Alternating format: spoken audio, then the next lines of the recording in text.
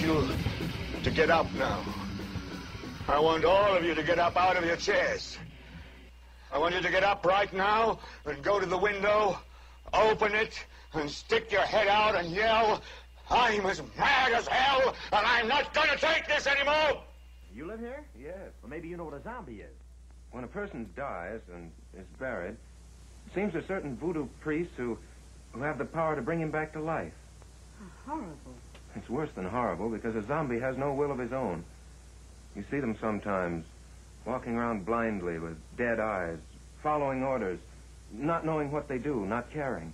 You mean like Democrats? Oh, mic drop. Wow. Good evening, everybody. Welcome to Smith Radio. You're listening to Brian Smith and Kerry Smith. Military Veteran Talk Radio. If this is the first time you've been listening to our show, I was in the Air Force and Kerry was in the Marine Corps. We are cousins. We've been doing this for probably about 10 years where we talk to each other on the phone for hours on end trying to contemplate how to save the world and then realized, let's document the demise of America. Wow, how positive. No, honestly, we've talked about this before. I always felt like we had these conversations where we would have these brilliant points that nobody else was making. And when we were done with the phone conversation, those ideas were lost to the ether forever. Right. And so I said, man, for years we were like, man, we should be recording this. Or I thought we were going to make like these audio files that we would just have. And then Brian one day found some website that basically allows you to go live. And so we were doing radio for the first couple of years, right? And then all of a sudden this Periscope thing opened up, and I was on Your Voice America, and Bill Mitchell said, well, we're going to transition from radio to video, and then a whole bunch of other people started doing it, and I said, hey, let's just do it. So now you can see us on video through Periscope.tv/Brian P. Smith if you're listening to us right now through Spreaker.com. Or if you want to download the audio version of this, you can go to Spreaker.com/SmithRadio. And don't forget it's spelled with a Y, SMYTHRADIO. And so we have another crazy week this weekend. What kind of things are we going to be talking about, Brian? So here's the thing, folks. We come at this at a different angle. We have opinions and ideas. We do thought processes to where we thought experiments to where we come up with some really great connections, where we'll make great connections from one thing to another and just kind of explain it all. Something that I mean, there's only very few shows out there that do this, that are single people shows. Kerry and I, we do it together. It's just what we do. So this week was huge. Apparently, the left, as the title of the show is, left is in FreeFall. Complete meltdown. Folks, I really want to encourage you to understand that when the left goes hyper insane, I mean, beyond any level of sanity that you know of, the hate, the anger, the vitriol, that's normal. But when they do it in a hyper sense, where it's above and beyond, and all the articles you read are all negative and all filled with hate, and you get five of the 6 living presidents get together and diss the one president. Right. Yeah, I saw that picture, and I'm just like, I expect Obama to do this. Is what we kind of anticipated and predicted for many years, that he's a young guy, he's completely anti-American, he's completely communist. Certainly, for the rest of his life, he's going to play a pivotal role in the leadership of bringing down and destroying America from within. So this is no surprise to us. No. But I'll tell you what, listening to that speech by George W. Bush, and then seeing what they're doing with these pictures with the 5 previous presidents that are still partially living, it made me realize you said partially living. Well, there's a certain percentage that you can assign to the animation of a living being, right? Sorta. I guess George H is pretty much hanging on a thread. Well, we know that Carter's actually brain dead, clinically speaking, so right. We can say that about him. But no, listening to here's the thing. If you have been in this Trump movement wholeheartedly since Trump came down the elevator, as a lot of people like to say, what you may not know, and that we know because we've been doing this since 2014, and we've been involved politically, well, for me personally, since 2000, really. Right. 2000 is the year that I decided I want to really pay attention to what's going on here with these presidential races and whatnot. And what I can tell you as somebody that's been in this longer than the day Trump came down the escalator to announce that he was going to run for president is that Bush was beloved by the right. I mean, we were like, wow, this guy is such a great man. He was what was considered compassionate conservative. Right. Right? So the problem with conservative, I should say, this is not me speaking, this is just what has been known generally. The criticism of conservatism is that they're just so cold-hearted and callous, and it's like there's no love for the downtrodden and the poor and all this kind of stuff. And then Bush comes along, and all of a sudden we have a compassionate conservative, somebody that cares about people, and you could just hear it in his voice and see it in his eyes that he really cares about, the people that are struggling and whatnot. And it may have been an act, and it probably was. And then, he was able to get people to side with conservatism, with the Republicans, when it came time to vote. And he was considered hated by the mainstream media and by the majority of people during the 2004 campaign against John Kerry. And there was a lot of worry amongst people who hated the left for a lot of different reasons, mainly because of their ideology, the communism and leftism and all this kind of stuff. We were worried that John Kerry was actually going to win. We were told he was going to win, and that Bush was just a bad experiment in electing the child of a former president. And that, right. I mean, it was funny. During 2000, people were kind of looking at Bush as somebody like, wow. Me personally, I'll tell you personally, I was like, wow, wouldn't that be intriguing?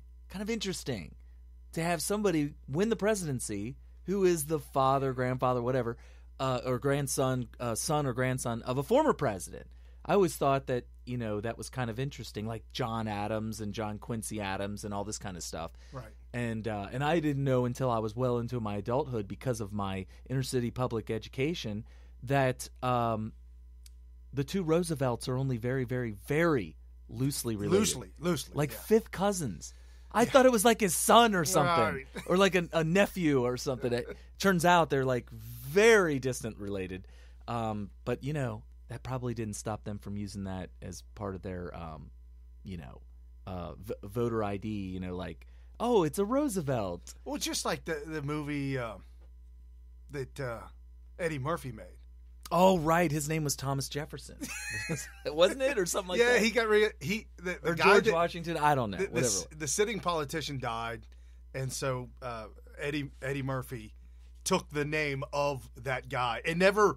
Oh, okay. He never went out. He never campaigned. He didn't do anything. It was name recognition. Right. He automatically got reelected. So FDR probably benefited by just not saying, hey, I'm not really related to Teddy Roosevelt, like fifth cousins. But you guys know the Roosevelts. Right. You know the name. Come on. We're all the same people, right? Yeah. He was my mentor or something. Like, well, so we went to Thanksgiving dinners together, right? And probably not. The only reason why I bring this topic up is because this kind of dovetails into something else. Folks, I want to thank you very much for sending us videos, sending us links, DMing us on Twitter. If you want to be a part of the Smith Radio Meetup, the private message group where we meet up, you can talk with us 24 hours a day, 7 days a week, as well as with the other Patreons on there. It's the Smith fam. Oh, yeah. It's a lot of fun. And it's absolutely incredible. And some of the ideas and the links and the pictures and show prep come from that group. So if you want to be a part of the show prep, you want to be a part of the show, be a part of that group, jump over to patreon.com/Smith Radio and donate $1. One single dollar bill will get you in the Smith Radio group. It's a lot of fun. It's like going to a MAGA meetup every day. Right. 24 hours a day. And so someone had sent me this video. Sent me the link to this video. Oh, but I wanted to complete my thought before you go on to that. So before we go into this video, to complete my thought, because I didn't want to make sure that I didn't go off on a tangent and lose my point. George Bush was loved by us Republicans. Tea Party people, we were totally fine with it. We weren't fine with every single thing he did, but we loved that he was the winner over the liberals. And true. In hindsight, it was best that we had him. And I loved looking back and reminiscing on the good old days of conservatism winning over liberalism before Obama came along. Just kind of reminiscing of him being president and conservatism being in charge. And it wasn't really that conservative in hindsight. And here's the thing. He comes out now and he starts speaking, and I can't even tell. He's actually kind of ambiguous with his language. I don't really necessarily 100% agree with Rush Limbaugh's take that he was bashing Trump. It almost sounded like he was bashing liberalism. And the only reason, so anyway, the point is that I do agree with the sentiment of all these Trump supporters are coming out and bashing all over him, calling him a globalist, which he is, an elitist, part of this elite group of they call it the Uniparty, where the Democrats and Republicans they hang are basically out. They're working against the people, and that's all true. That's 100% true.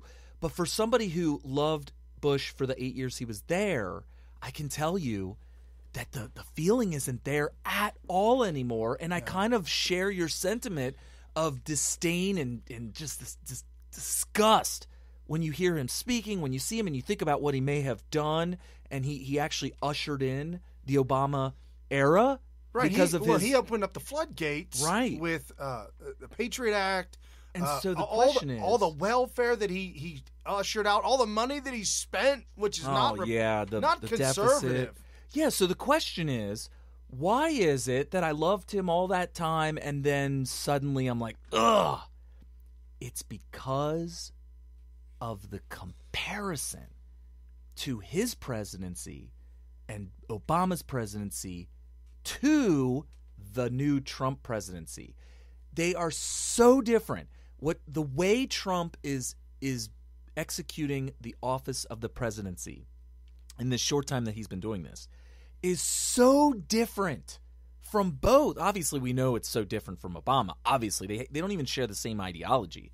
But it's so different from even the way that Bush, George W. Bush, George H.W. Bush, all of them, it's so different and so refreshing that we finally have somebody that we've always hoped that we would have one day within our lifetime as president, that we can look back on the George W. Bush administration and say, wow, he was part of the problem. And we now know that in comparison to a Trump administration. And we still see it. We look at the deep state who's in their positions right now, undermining the Trump administration, undermining the presidency, trying to do all these things under the guise that they are executing their position as Trump being their boss. And this is all a ruse, right? The truth is that they're using that as an excuse to stay there while secretly undermining the Trump presidency. So these are Bush people. These are Obama /Bush /Bush Senior /whatever. It's this deep state, this disgusting swamp is what everybody's been calling it for the past 2 years that needs to be drained. And so Bush gets out there and we're reminded that he's not what we thought he was. He's not the Bush, get up on top of the rubble of the 9/11 disaster with his megaphone and say, we're going to find all these people that did this, that brought down these towers. It's not what we thought it was. It was this globalist conspiracy against the people that's now being exposed by the Trump presidency. And so that's why I think it's important to understand that for those of you who have been involved in politics since before Trump comes down the escalator, that it really isn't the same. We've been duped. We've been hoodwinked. We've had the blinders on, and we didn't know it. We didn't know. We weren't actively supporting him, even though deep down inside we knew that he was the leader of this evil uniparty. We really believed that the Democrats and the Republicans were these two different ideologies that were working for different goals. And if you take a step back and look at yourself and your knowledge and what you knew of back then, we all knew that politicians were politicians. That's just right. That's what it was. Those are the people who ran for president. Those are the people who ran for Congress. They're lawyers. They're educated individuals. I mean, it was sold a bill of goods in a sense. They're the kings of the PC yeah. language. Oh, my Lord. Yes, absolutely. If you have the ability to master the PC language, like you can speak PC. And you can sidestep the landmines. Correct. Yes. And folks, I'm going to preempt the show. I apologize. There are times that we are not on this show. I do not believe I could ever run for any kind of political position. With that being said, we'd have to own all of our shortcomings. Right, and I haven't been groomed. I haven't been right. groomed for the last 30 years to become that. So anyway, but look at what we knew of then, and what we saw for the 8 years of Bush, and then we saw the media that just came out and destroyed him.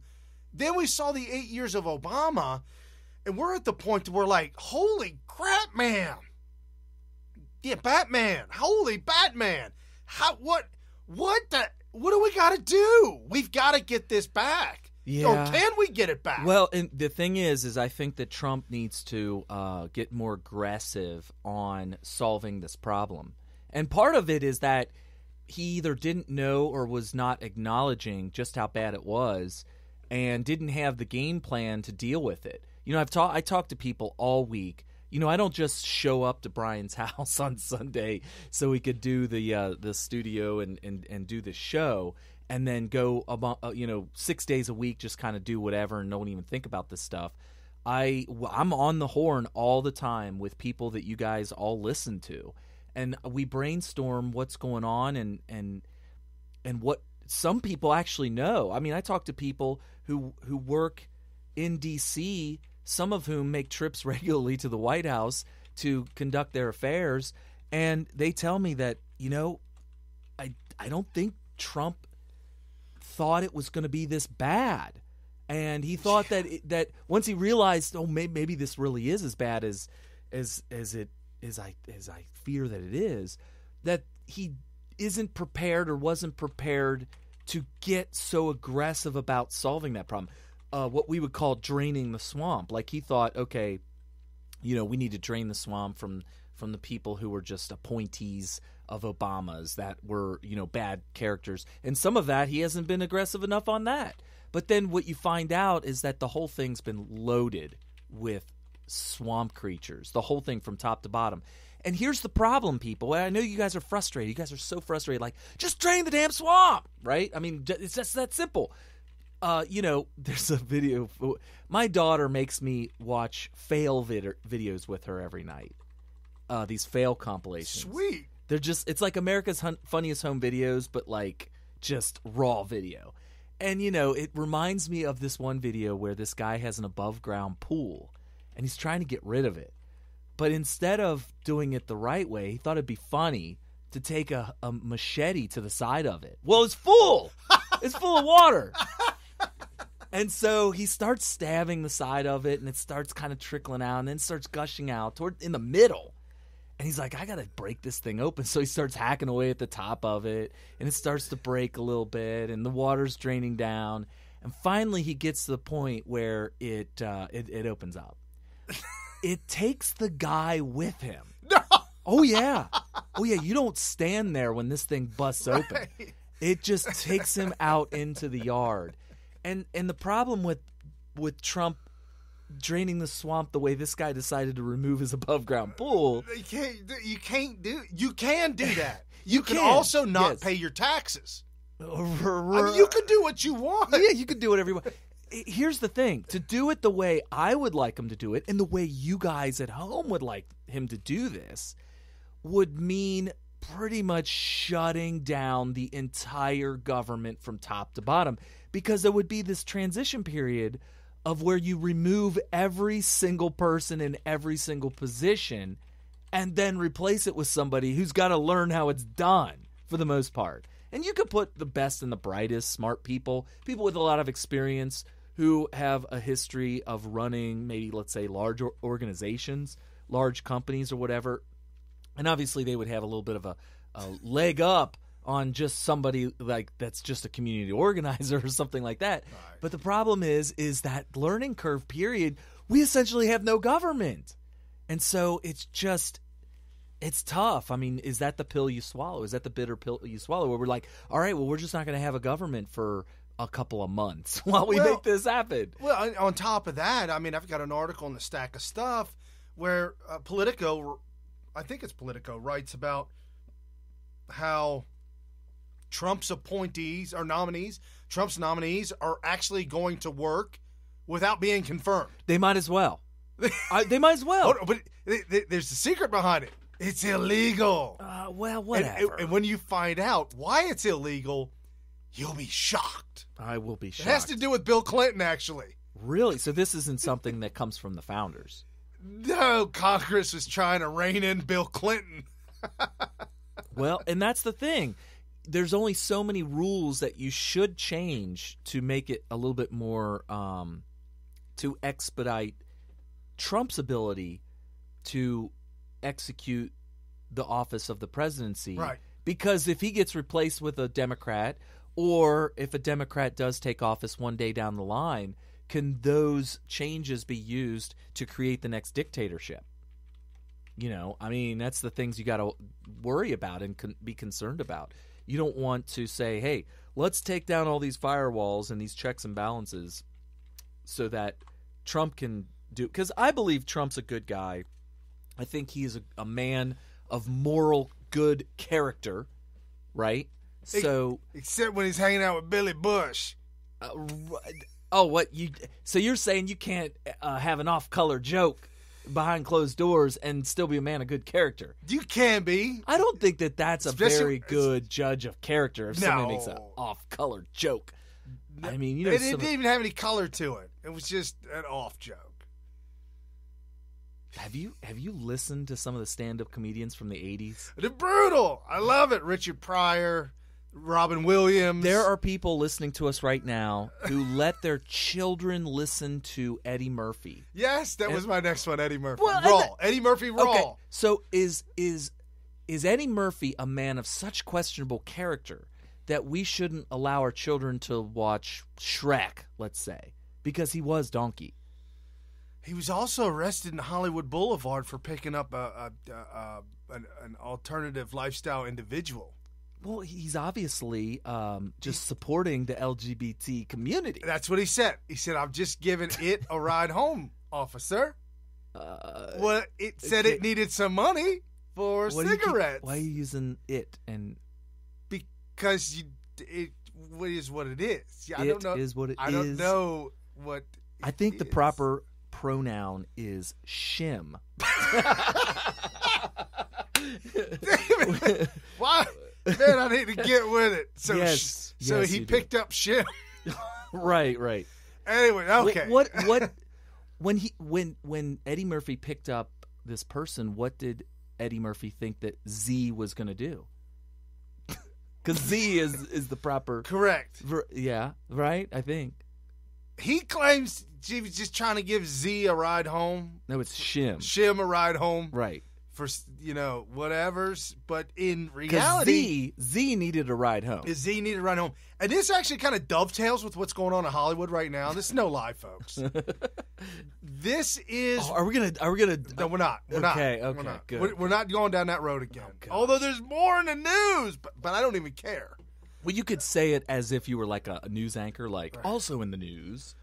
Also in the news, shim picked up on Hollywood Boulevard. Okay, ushered away. No, that's what Eddie Murphy liked at that moment. That's what he liked. Yeah, sometimes I don't eat steak every night, but steak's good. I like to eat steak, but I also like pizza. I'm just saying. Is that a bad analogy? Woo! We flew off the rails. So these presidents, you got Carter, H. Bush, W. Bush, Clinton, and Obama hanging out together doing a hurricane unity concert. Oh, it was about hurricanes. Okay. Hurricane relief. Now, for the newspapers to start screaming about Trump, waited 12 days to make a comment about the fallen soldier. How many days has it been since there's been no hurricane? I don't know. And these former presidents are coming out now and doing a hurricane relief now? I feel like what, is there another hurricane that just hit? No! It's really after the fact. Yes. So check it out. This really weird. This is by the AP. The AP wrote the story. Said, backed by ex-presidents, they raised $31 million. Apparently, they were organizing this get-together since September 7th. Okay. So maybe they were on board. Maybe they knew. I don't know why September. I didn't think the hurricanes hit until late in the month. Oh, you're gonna make me look this up, aren't you? Oh man, this might be a train. They may have taken this concert and changed it because of the hurricanes. Okay, I'll give you. Anyway, so I picked this article up off Breitbart because Breitbart said Trump snubbed, but then I get into the article and I'm sorry, Breitbart. Trump actually offered up a video greeting that avoided his past criticisms of the former presidents and called them, Trump in his video greeting, called them some of America's finest public servants. This wonderful effort reminds us that we truly are one nation under God, all unified by our values and devotion to one another. That's the video that they played. And then Bush gave him a remark that obviously a lot of people are saying that was kind of not very nice towards Trump gave a remark. Bush gave a remark that didn't seem to be very kind to Trump. I think that people need to, and I understand Bush. I followed his entire 8-year presidency very closely, very, very closely. So I know a lot, and I understand the way he speaks and what he's saying. I thought his speech was a lot more ambiguous than people made it sound. Everybody jumped right on. Everybody, left, right, Democrat, Republican, Trump supporter, Trump train, doesn't matter. They all were freaking out about how anti-Trump his speech was. But I'm challenging you to go back and listen to it. And if you ignore the part about immigration, because that does sound like he would certainly oppose what Trump says and believes about immigration. If you ignore just that one simple topic, he sounds like he's attacking the left, because all the individual criticisms that he puts out there seem to be criticisms more aimed at the left than Trump himself. Including the bigotry and all. It's kind of funny. I mean, I wish he had called out the left by name, because all this stuff, all of his criticisms outside of the immigration policy stuff sounded like he was more attacking the left than Trump. It just seems to me. I may be totally wrong, but go back and listen, and instead of just listen and interpret it through just your own feelings, which obviously, that's where you're getting your interpretation from. Instead, say, okay, let's imagine that Bush actually likes Trump outside of the immigration thing, and let's imagine that he is interpreting, or that he's saying all this stuff in response to, what the left is doing. And it sounds like he's criticizing the left to me, but I know that, I'm listening. When I listened to Rush Limbaugh's show where he was actually playing the sound bites and then criticizing Bush for saying what he was saying and saying that it was criticisms of Trump, I remember screaming into the radio, well, wait, how do you figure that that's directly attributed to either things that Trump's doing or saying or whatever? Look, the fake stream media is lying about Trump. Whenever they criticize Trump, I always say, well, give me an example.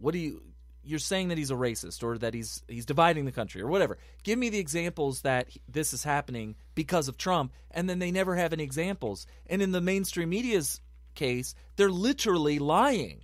They're saying the things that he's doing are actually 180 degrees from what he's actually doing. So they're totally, completely lying to you. So I can only say that Bush is saying this stuff in criticism of Trump if he believes the fake stream media and what they're saying about him. And I don't necessarily if he's actually gone down that road, is he an idiot? I don't know. A lot of people say he is, but some of the folks that I was listening to said that he was pretty much reading a script, and it was his writers wrote it above his own level of intelligence, and that it was he was reading some stuff that he didn't even. Okay, Cat in Arizona said he did look confused. Thank you, Cat. And Ditto D says agreed. So, okay, cool. Here's what I'm leading up to with this, folks. I'm leading up to all of this. It's a big grand finale here. All of this leads up to one thing. Which is? Puerto Rico! Okay. Where's the music, man? Oh, I didn't have that cue. No, that's okay. We won't get in trouble by YouTube. Did we get in trouble last time? No, we actually didn't. Okay. Oh, that's strange. It's one of those obscure songs that probably does not make the list of Google's protected copyright songs. So what happened in Puerto Rico last night? Okay, I don't know. What happened? What happened to my piece of paper? Didn't I have something? Don't see. Where's this one? Oh, I have it up here. Oh, there we go. Okay, in Puerto Rico last night. Well, not really last night, but check this out, folks. This was I ran across this. One of our listeners sent this to us. Was it vetted? Well, it is all in Spanish. It's a minute long. Oh, okay. I've got it translated into English, so I'll give you the English translation. It is in Spanish, but I'll give you the English translation. And the Puerto Rico Secretary of State filmed this and is literally beside himself with what they found. And this goes hand in hand with everything we've been talking about that went wrong in Puerto Rico on purpose. Okay. It was beyond our control. It was under the control of the Democrats, under the control of the union bosses, under the control of the corrupt politicians that work and live there. And this is, as you watch this, I'll give you the English version of... So you're going to play the actual raw? Yes, I'm going to play the raw video. And for those of you who are not watching on Periscope, you'll just hear me talking. And I'm just letting you know, this guy, the words that I give you, you'll see it. You'll be able to understand it. So straight from Puerto Rico, and he starts speaking in Spanish, and he says, "We climbed in here. It's a big, giant dumpster, huge roll-off dumpster. Enormous. There was a couple of them. And he says, we climbed in here and opened it up. All these boxes that are thrown out. Food of the people. They are supposed to be distributed to in Puerto Rico. They are moving pallets completely full of food. We are going to investigate all of this." And then he says, water, holds up jugs of water. He said, "This is supposed to be for the people. We are going to see, we're going to seek the explanation." So it was actually thrown out? You wait. They, in reality, everyone's eyes are crying as well as the eyes of the Lord. There is water here. There's food here. Each one of these boxes, he holds up a huge box of MREs that has 12 meals in each box. Just to give you it's an idea. A whole pallet full. Yes. Just to give you an idea, this one has close to 12 meals. 12 meals in each box. There is a pallet. Hundreds and hundreds of meals lost. Well, if they're still in the box, they're probably still good. Probably, but at room temperature, a MRE lasts like a year. At room temperature, frozen, they last like 25 years. Now I'm not sure. It looked like the box had been heavily soiled, but I know the MREs are in a thick plastic. It's almost impossible to open the damn things. I thought it was more like a metallic metal type bag. It's like rubbery plastic. It's very, very flexible, but you could tell that they were designed to be out in the really nasty, mucky field with you. Right. You could be in your backpack and you could fall into a swamp. Sure. And get out. And once you get to your place and dry off, you could open that thing up and you got a protected meal. It's very, very thick. It's almost thick enough to where you almost need a tool to open it, like a knife or something. But for people with strong hands like Brian over here, you could rip it open. But it's very, very. You have to use all your muscles. Okay. So that being said, I mean, if I ran into that pallet, I'd be taking one box on each shoulder home with me. That's 24 meals. I guess his whole point to the whole thing was that yes, I would dumpster dive. They stumbled across a huge dumpster full of medical supplies, of water, of food, of just all kinds of stuff that were sent there for the people of Puerto Rico. That's so Why is it in a weird. dumpster by the pallets? That is really strange. Really, they need to get to the bottom of that. Well, who driving the forklift picked up that pallet and said, "Oh, I'm going to set this in a dumpster"? No, they probably drove to the dumpster with it and said, "I can't believe they're making me do this, but orders from the boss. Got to do what I got to do." They said the Clintons was involved. Lord, I want to keep my life. I mean, the mayor of San Juan was screaming that they don't have any supplies while she had looked like thousands of supplies on hundreds of pallets surrounding her in the backdrop. And it's like, I think Ben Garrison drew a funny cartoon of her screaming for supplies, and there was like mountains and mountains of pallets of supplies behind her, and it was just a big joke. I mean, the way they politicize everything is becoming so transparent now. See, before social media, before the fact that we can all go and find the truth and then spread it, we can spread pictures of truth, and we could all broadcast either through shows like what we're doing at Smith Radio, or the way that YouTube channels do it, like Stefan Molyneux and InfoWars does it through YouTube channels, and Mike Cernovich, or just however we're able to get the word out to you guys about what's really going on. And before we were able to do this, they could get away with these false narratives. Right, always. And they did. Yes, for absolutely. For decades. That's another thing I wanted to point out, and we've said this before on the show. Just want to reiterate again that all this fake news, the fake news memes, the fake news hashtag that popped up right around 2016, maybe even at the end of 2015, where everybody's talking about fake news this, fake news that. What you will find, if you've been in this business long enough, and if you want to go back and look up historical news that happened back in the 90s, back in the 2000s, back in the 80s, what you'll find is this has been going on for decades. This fake news hashtag didn't start in 2016. Fake news did not start in 2016. Fake news has been going on for decades, for a very long time.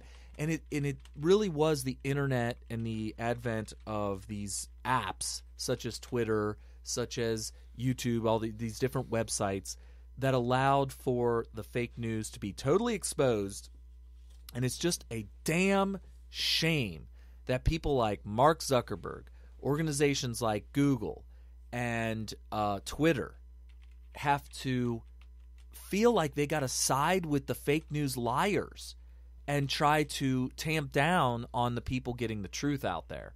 Now, I will have to admit, there's been people in the past couple of weeks, maybe even the past couple of months, who have given people like Mark Zuckerberg, Google, Jack Dorsey, and Twitter ammo by spreading all kinds of fake news with the Las Vegas shooting and all this kind of stuff. And it's very frustrating because you're giving them the ammo and the leverage to try to do something about the right and the new media who's trying to get the truth out there by insisting that things that are not verified or things that have been proven false are propagated by you. And so please don't do that. Please, please, please make sure that information that people are spreading are vetted, and ask yourself if this news item is realistic Or has it been verified? Or, most importantly, has it already been debunked? Right. If it's been debunked, can we please stop pushing these fake news narratives? But anyway, so the Puerto Rican thing, it's the truth is that you got people that are probably throwing away supplies so that it could create shortages needed to push the narrative that Trump is botching this. That's what's going on here, right? That certainly is plausible based on the fact that we have perfectly good supplies piled up in dumpsters. Right. There's no other reason why. You've got these liberal Democrats screaming and screaming and screaming and trying to say that Trump's killing us. Trump's going to start a nuclear war. Bernie Sanders telling his supporters to go shoot Republicans. He didn't technically say that, but after the guy did shoot at the Republicans practicing for baseball, he took back out and got pretty violent once again. Yeah, Socialist, communist Democrats are always violent. There is never. Why do you think if you look at a picture of Stalin, look at a picture of Lenin, not John Lennon, the other Lenin, Vladimir, or even Karl Marx. Look at these pictures of these guys. They are not smiling. It's not the open, welcoming arms that you would see of like the pictures of Jesus. I mean, the juxtaposition are two opposites. You see what I'm saying, folks? The anger, and I tweeted this out earlier yesterday to one of the higher ups in Trump's administration. I made the comment, said that the only time I ever found Trump to possibly maybe be wrong is when he said there's hate on both sides that need to be calmed down. No, there's hate on one side. Well, I think I'm gonna give Trump a little leeway here. I think nobody's giving me pushback on that, by the way. I totally understand the people that are not giving you pushback, but I'm gonna side a little bit with Trump here because I think he was making sure that he referenced the people who were dressed as Nazis and dressed as KKK. That's the left. Right. But so you're saying that he's improperly going along with the narrative. Yes, that's the. But we know, regardless of whether it's left, right, or whatever you want to call it, clearly we can say that Antifa and the KKK theater. It may be theater. It may be theater. Yeah. But when I go to that theater and I view the show that they're putting on, they're presenting one side as Antifa and the other side being KKK/Nazis / white supremacists. Right. That's the show they're putting on. Right. So the theater is that that's the two sides. So when he goes up and he says there's bad people on both sides, that's what he's referencing. He may be technically wrong in that they're both really the same. It's kind of like George W. Bush and Obama. They've been presented to us by the powers that be to be on opposite sides of each other, but we know them to be on the same side, which is the uniparty. Right. And the real two sides are the uniparty versus the people. Does that all make sense? So it's just my explanation to kind of give him a little bit of leeway there on that statement. But they attacked him by saying that he was trying to say that there was good people, and those good people were the KKK, white supremacists, and the Nazis, which is actually a complete lie. He was not saying that in any way, shape, or form. He was saying that there were good people there, and those are the people that are in the audience of the theater. Right. The audience members were the good people. The Nazis and the KKK and the white supremacists up on stage were the actors that were all funded by George Soros, right? Correct. So that it's important to look at the world through this lens. It's called the lens of truth because that's actually what's going on. And so once you kind of understand what's happening to you, this is happening to you people out there. This is happening to you. They are doing this to you. It's kind of like when not Roger Stone, whatever his name is. Oh wow, I can't even. Well, when you go to a theater and watch a movie, and Steven it causes Spielberg. let's call it Steven Spielberg, and you go and watch E.T. at the theater, and what happens? You end up crying. I get triggered You end up crying at E.T. because I want the aliens to be legal. How do we go down? How do we trip and fall into the weeds on these things? Okay, so Steven Spielberg did that to you. It wasn't. He triggered me. There's not an alien. All right, that's actually like a suit that a child waddles around in. Short person. It may even be a child. I don't know. I can't remember who was in Vertically this. challenged Could be individual. whoever it may be. Elliot is a character. He's not a real person. Now the actor is a real person, but Elliot's just an actor. Right. And they didn't make you cry. The movie made you cry. That was Steven Spielberg. He did that. He made you cry. So when you get outraged when you see Antifa versus Nazis, it was the people who put this show on that are making you cry. And once you start to see the world and who's doing what to you and playing with your emotions, that's when you start to see the truth. And I teach my children they only control one thing. That is themselves. And as one of our folks on Periscope on the message board referenced Mad Max, and we're talking about anger, and we're talking about where the anger comes from. This happened to go viral, and I came across my desk of stuff, and I was going to play it. And now seems to be a very fitting time to play the Mad Max clip. Oh, good. Wow. What a moving evening this is. I am sitting here listening, watching, absorbing, thinking about Ali, even though I never met him. And with this kind of inspiration, I will go and take Trump out tonight. Huh? And with this kind of inspiration, I will go and take Trump out tonight. Like on a date? Or is she talking about taking him out like Ali? I don't. Sounds like a threat of violence to me. I mean, it's not like a sanctioned boxing match is going to happen here, right? No. But it's just par for the course with these people. Could you imagine if you or I said, if we had some political status or whatnot, and said that we were going to take out Obama, even during a boxing reference. Tonight. And yes, I'm taking him out tonight. I'm going to use a boxing reference, and I'm going to cause him to become unconscious through a head trauma. That's not going to work. You can't do that. You are literally doing what the newspaper mogul that we talked about did, that kept saying he wanted that president dead. I wish he was dead. I wish somebody would kill him, and then somebody actually wound up killing him. Yeah, who was that? William Randolph Hearst. Yeah. Who I think he was talking about, who was it, Garfield? Or whoever it was that got assassinated. McKinley.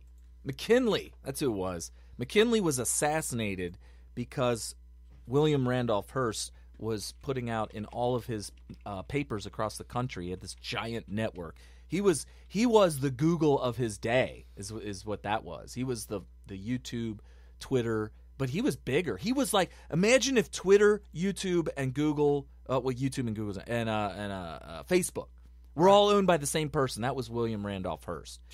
Hey, yeah, that's how big he was. And he owned all the newspaper, not all, but a huge network of newspapers across the country. And imagine if that media outlet, network, put in all their papers that somebody should put a bullet in the head of the president. That's what he did, and some crazy guy decided that was what he needed to do, thanks to the newspapers who called him for him to do it, and that's how McKinley ended up getting assassinated. Right. So just saying. And I was talking with some folks, and I do not believe the deep state will ever resort to the point to where something like that would ever happen to Trump. Well, we're going to find out. JFK files are being released. Yes, that's a mistake. We're going to find out. Yeah. Well, apparently, from the sources I've spoken with, they believe, and I agree with them for the most part, that the deep state, the shadow government, the kicking and screaming Democrats, calling up for Obama to come back out of retirement. Obama's now officially out of retirement, and he's now helping to raise funds for the DNC and help Democrat incumbents win re-election in 2018, which should tell you they're falling apart. Yeah. The DNC is falling apart. The Democrat 100%. Party is slipping and sliding and just losing it to where they're calling Obama up. But I think they have enough sense to know that if something like that were to happen to Trump, something so horrendous, so tragic, whether by accident or not, might spell the end of what we've got. Yeah. I mean, even the most conservative Christians I know, family members I know, who don't cuss, drink, steal, smoke, none of that. When they heard during the election after Trump was elected and we saw the Democrats trying to annul it and overthrow it and Republicans trying to overthrow it, the Republicans trying to overthrow Trump's win, this non-smoking, non-drinking, non-cussing Christian, all-around good-hearted American that don't say nothing about nothing said, I'll take to the streets. And I was beside myself. I said, wow. Somebody that you know said that he'll take the Yeah, you know him too. Wow. But my whole point is that we're at that point in time right now, folks, to where we've showed the left that we will not take the racist, bigot, hate, homophobe, LGBTQ garbage that you're jamming down our throats. We're not taking it anymore, and we're standing up for ourselves. At the same time, they're thinking, oh, I just got to ratchet this up more. Yeah. Because I will crush them eventually with my words. Yeah, I think that they're operating off of the, like you just kind of alluded to there, that they'll break down, they'll wear down eventually. Look, guys, it took us 5 years to get people to hate George W. Bush. People really loved him right after 9/11. People really fired up about his decision to go into Afghanistan. And then people were kind of scratching their heads and wondering about Iraq. The left seized on that and started this non-stop campaign, collusion amongst each other. They all colluded together, all the different arms of the left, the education system, especially the media, all the different media outlets. They all got together, and they decided we are going to say all these bad things about him and how bad of a person and president and decision maker and how he's an idiot. And even with Bush saying, you know what, I'm going to stay above the fray. I'm not going to engage. I'm not going to respond. I'm going to treat the office of president with enough dignity that I'm not even going to respond to this stuff. So they weren't even getting any pushback. It took them the whole 5 years. Bush still won in 2004. He went on to do his next 4 years with this nonstop drone of Trump, Bush hatred the whole time. And it wasn't until we had the election of 2008 that we saw the fruits of their labor. And this is what they are operating on right now. They're getting all this pushback. They're getting all these people that are saying you guys are fake news, you guys are liars, and which is all true. You guys are hating on Trump for no reason, and we don't like what you're saying. And it seems to me that they're operating on this, guys, this will work. I know it looks like it's not working right now, but that's what we were all saying in 2003 when we first started the Hate Bush campaign. It seemed like it wasn't working, but guess what? It worked. It took us 5 years, but it worked. But I'm going to tell you right now, I got good news for everybody listening right now. Got great news. This is different, and the left doesn't seem to know it. They seem completely oblivious. This is so different. First of all, Trump is giving massive, massive pushback the way 180 degrees different than Bush. So answer this on Periscope. One of our folks messaged out. How are we going to stop it? Our opinion and votes mean nothing to them. Guys, Hey, we've turned a corner. I'm telling you, We've this turned is a corner. so different than what it was in 2003 through 2008. First of all, Trump is not taking their crap, where Bush was just totally, completely like, you know what? I know they're saying bad things about me. I know they're saying things that aren't true. They're lying about me. Take the high road. Well, because I'm the president, I'll let my surrogates do that. And here's the thing. Back then, if you called a right-winger a racist, bigot, homophobe, any of those things, they ran for the hills. They were scared to death. There was no Twitter the way it is today. YouTube was nothing. There was hardly any political stuff on YouTube at all compared to today. It was so different. The voice that the collective conservative mob has right now is so much bigger, and there's so much more. And we have these youngsters called millennials. They're like the Gamergate people who are. Do you know what the Gamergate is? I actually researched this recently. I'm an old guy, so for those of you guys who are of the Gamergate community, I'm sorry. I'm not trying to act like I know it all. I'm going to willfully admit that I was completely clueless with this until I did a little research. To put it all in a nutshell, Gamergate is a community of gamers who are very they're young. They play video games, right? And so we're talking like people that are from their teens all the way up through like early 20s maybe, or people that just hadn't grown up and decided to make their profession playing video games or whatever. That's fine. That's fine. Some of them do it professionally. In fact, some of them make very good money doing it. Yep. So there's this community of gamers, and they all kind of get to know each other by watching each other. They make videos and all this. They were accused of sexism and misogyny. Boo. And they were like, what? The hell are you talking about? And they were pissed. And as youngsters do, they were like, we're not taking this crap from you. And they pushed back so hard. They went to war against people who were falsely accusing them of stuff. And it didn't. And here's the beauty part. This is the connection I'm going to make from Gamergate to Trump being elected. When Gamergate people saw that Trump supporters were being falsely accused of racism and bigotry and misogyny, they were triggered because they went through it.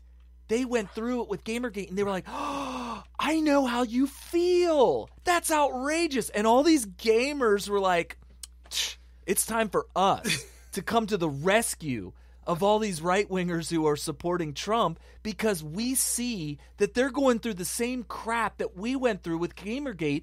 And all of a sudden, all these young, really young millennials who are either gamers or supporters of the gaming industry all like came to the Trump rescue. People don't know that. You know, that kind of dovetails into this whole notion that it's like Paul Joseph Watson going off on Eminem.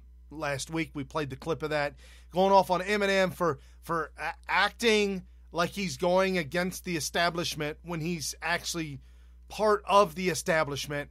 And now we have the entire establishment, which is the DNC, the Obamas, the Hollywood, the rap artists. It's the establishment. Which is crazy. They're coming after Trump, a single individual man that they all loved. He even said during the election, before I did this, y'all were in my homes. Y'all loved me. I guess it's over. I was paraphrasing there. But here's the thing.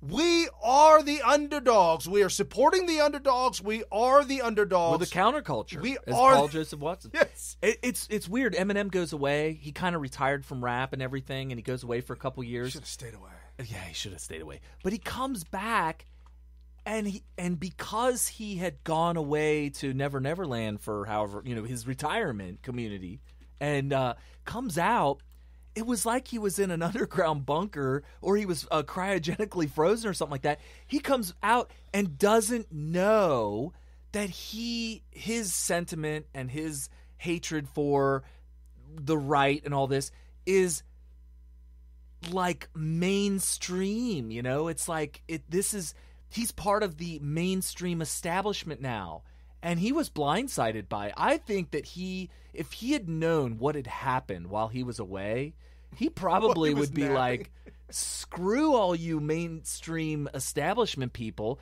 I'm going with the counterculture.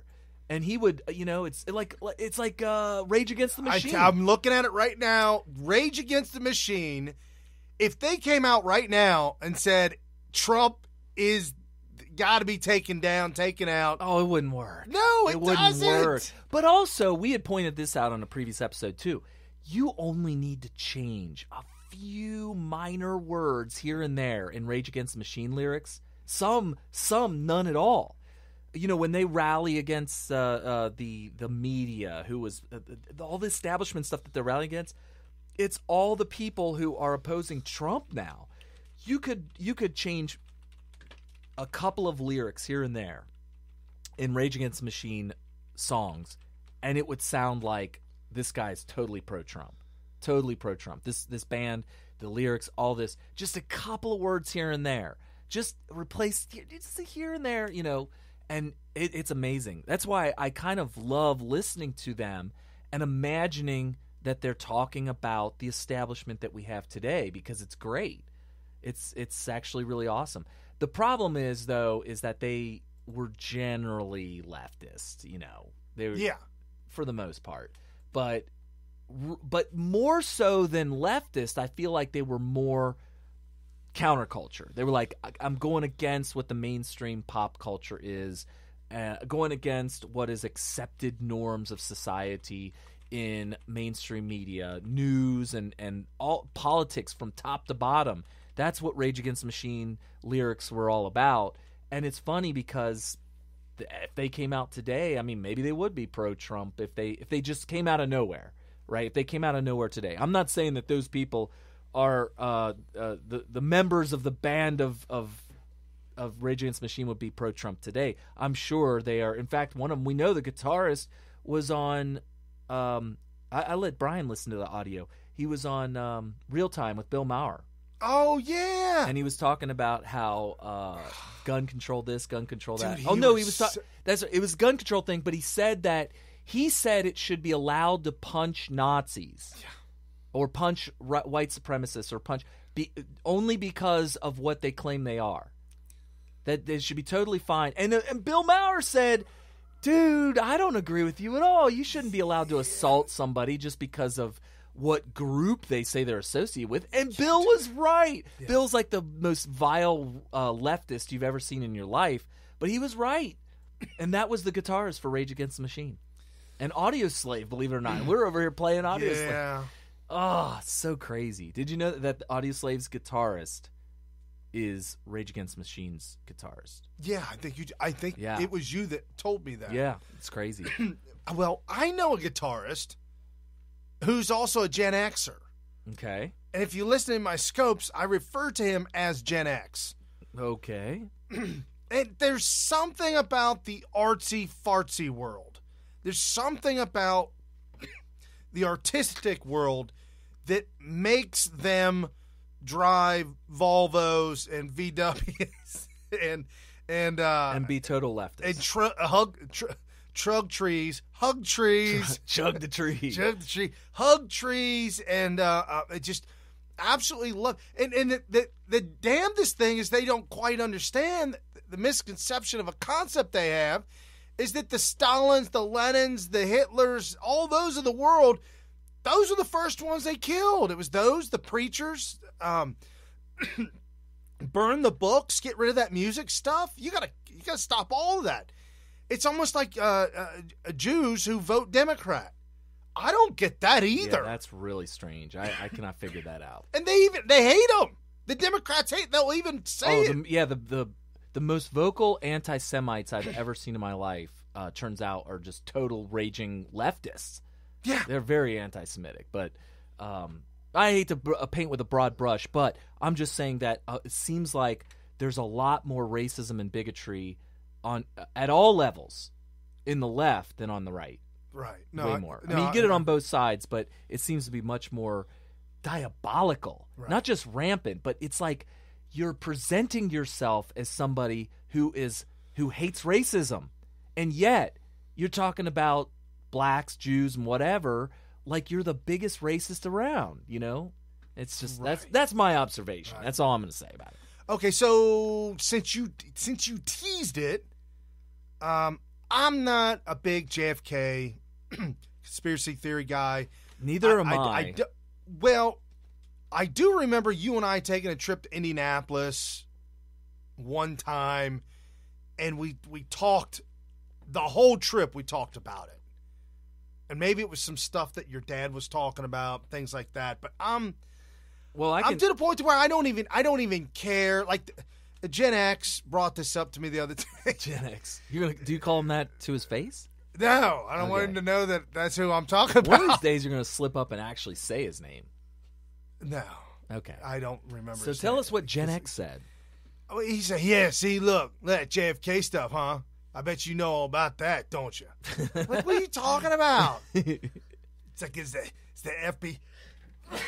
Excuse me. Wow. It's the FBI and the CIA. You know it's the government. Government 9/11. Steel don't melt with heat. Oh, my God. Okay. It's that bad. And then when I look at him, like, well, okay, let me answer that. I told you don't melt with heat. You'll never catch me. He runs away. He's like, no, I can't hear any facts. Oh, my gosh. So Trump tweeted out, I'm on Twitter, and I'm hanging out, and I realize Trump has already tweeted out a couple times. He does it early in the morning, and I'm already on. I'm like, okay, notifications on, go. So I'm going to town, and I'll be a monkey's uncle. Trump tweeted out about the JFK, and I was like, Jimmy on the spot, which means I probably landed like 100th tweet. Mm-hmm. Like literally, you literally don't have the software. Right, like literally, I said, okay, retweet. I voiced the text, said, thank you, Trump, make America great again, send. Like, that's what I did. That's how fast it was. And you're still way down the list. No, so far down the list, not even funny. So what's going on with this JFK thing? However, that tweet got like 300 and 400 likes, man. Good. Fired up. And then I actually read Trump's tweet. Oh yeah, because you can't take the time to read it. I got time for that. No, I got a tweet. So I read it, and it said JFK files. I'm like, oh crap. Okay, whatever. The grassy knoll. Well, our buddy Jack Posobiec put up a poll on Twitter and said, did Lee Harvey act alone or not? 97% said not. Okay, so I noticed a similarity between the Las Vegas shooting and the JFK conspiracies. Ooh. And I used to be there is no conspiracy with the JFK thing for many, many, many years, all the way up until very, very recently. Very recently, like maybe a couple weeks ago, I saw another documentary that was very, very compelling. Then it's new to me because I always believed that there was no conspiracy theory. Yeah, me too. And I guess I could very briefly go through the evolution of my thoughts on JFK. So when I was a kid, JFK's assassination had long been gone. And then one day... We weren't even born yet. Oh, yeah, it's been long gone, right? 63. And we were born in the mid-'70s, so, yeah, long gone. So somebody wrote a book called The Men Who Killed Kennedy. And the book used the word men very, very deliberately because they wanted to be controversial. They would say, whoa, what is, who are the men? And, of course, Oliver Stone wrote or did the JFK movie with Kevin Costner, I think. And, oh, yeah. And that was kind of along the same lines. But I didn't know about the book because I don't really read books that often. But the Discovery Channel hosted an entire giant series of documentaries that were based on the book, The Men Who Killed Kennedy. I believe it was like 3 or 4 2-hour-long documentaries in a series. So the whole thing's like 6 to 8 hours long. And I watched it, and I was riveted. And it was it included the author as somebody who was being interviewed, and it had all these clips, historic clips, and facts and information. And by the time I was done watching that documentary, I was 100% convinced that LBJ teamed up with the mob, Cuba, Russia, and all these other. It's funny. That's what everybody's saying on the message board. Right. Okay. So I called up my dad, who actually was alive during the assassination, and I said, "Oh my gosh, Dad, you're not going to believe this. I know who killed you." I know it all. It's all true. So I started telling him what I learned from the men who killed Kennedy. And I'm telling him, and I'm waiting for him to say, wow, that's awesome. I can't wait to see the conspiracy documentary myself. I was waiting for him to say that. And he goes, Carrie, you idiot. Wow. He just starts blowing up on me like, no, that's not how it went at all. And I'm like, what? I was like a little bit shocked and disappointed. And my initial reaction to my dad saying this was like, no, Dad, you don't understand. You don't get it, man. You didn't see the facts. And it turns out he started telling me what he understood to be what happened in the JFK assassination. And I was like, really? And I'm biased. My dad is my dad. So I'm biased, and I'm going to be like, well, my dad is always right. And he basically blew up that entire documentary. So I was like, well, maybe my dad's right. Well, guess what? A new documentary came out shortly after The Men Who Killed Kennedy that was a total refutation, if that's the proper word to use, of that documentary. Wow. And in this new documentary, and I can't remember the name of it, and I'm really sorry, and maybe I'll get back with you guys on the name of it, there were all these very science-minded people who said, let's look at the actual vehicle, because the big point of contention with the conspiracy theorists is the magic bullet, right? Right. The magic bullet is said to have traveled through JFK and changed direction in order to make it through the senator who was sat in the passenger seat of the front of the vehicle. And there's all these stories about how, well, you can't have these injuries and these bullet holes in these people without the bullet changing direction, and that's what they call the magic bullet.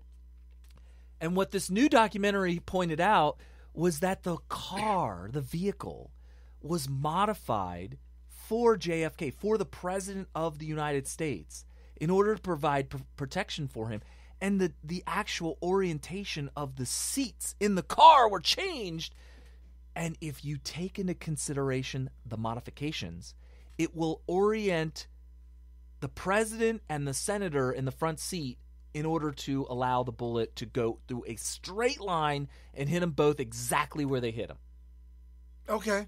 And so it verified my dad's description of what really happened, and that it was a lone shooter. And now just to wrap this all up, here's how it's similar between the Vegas shooting with the JFK. Here's how it's similar.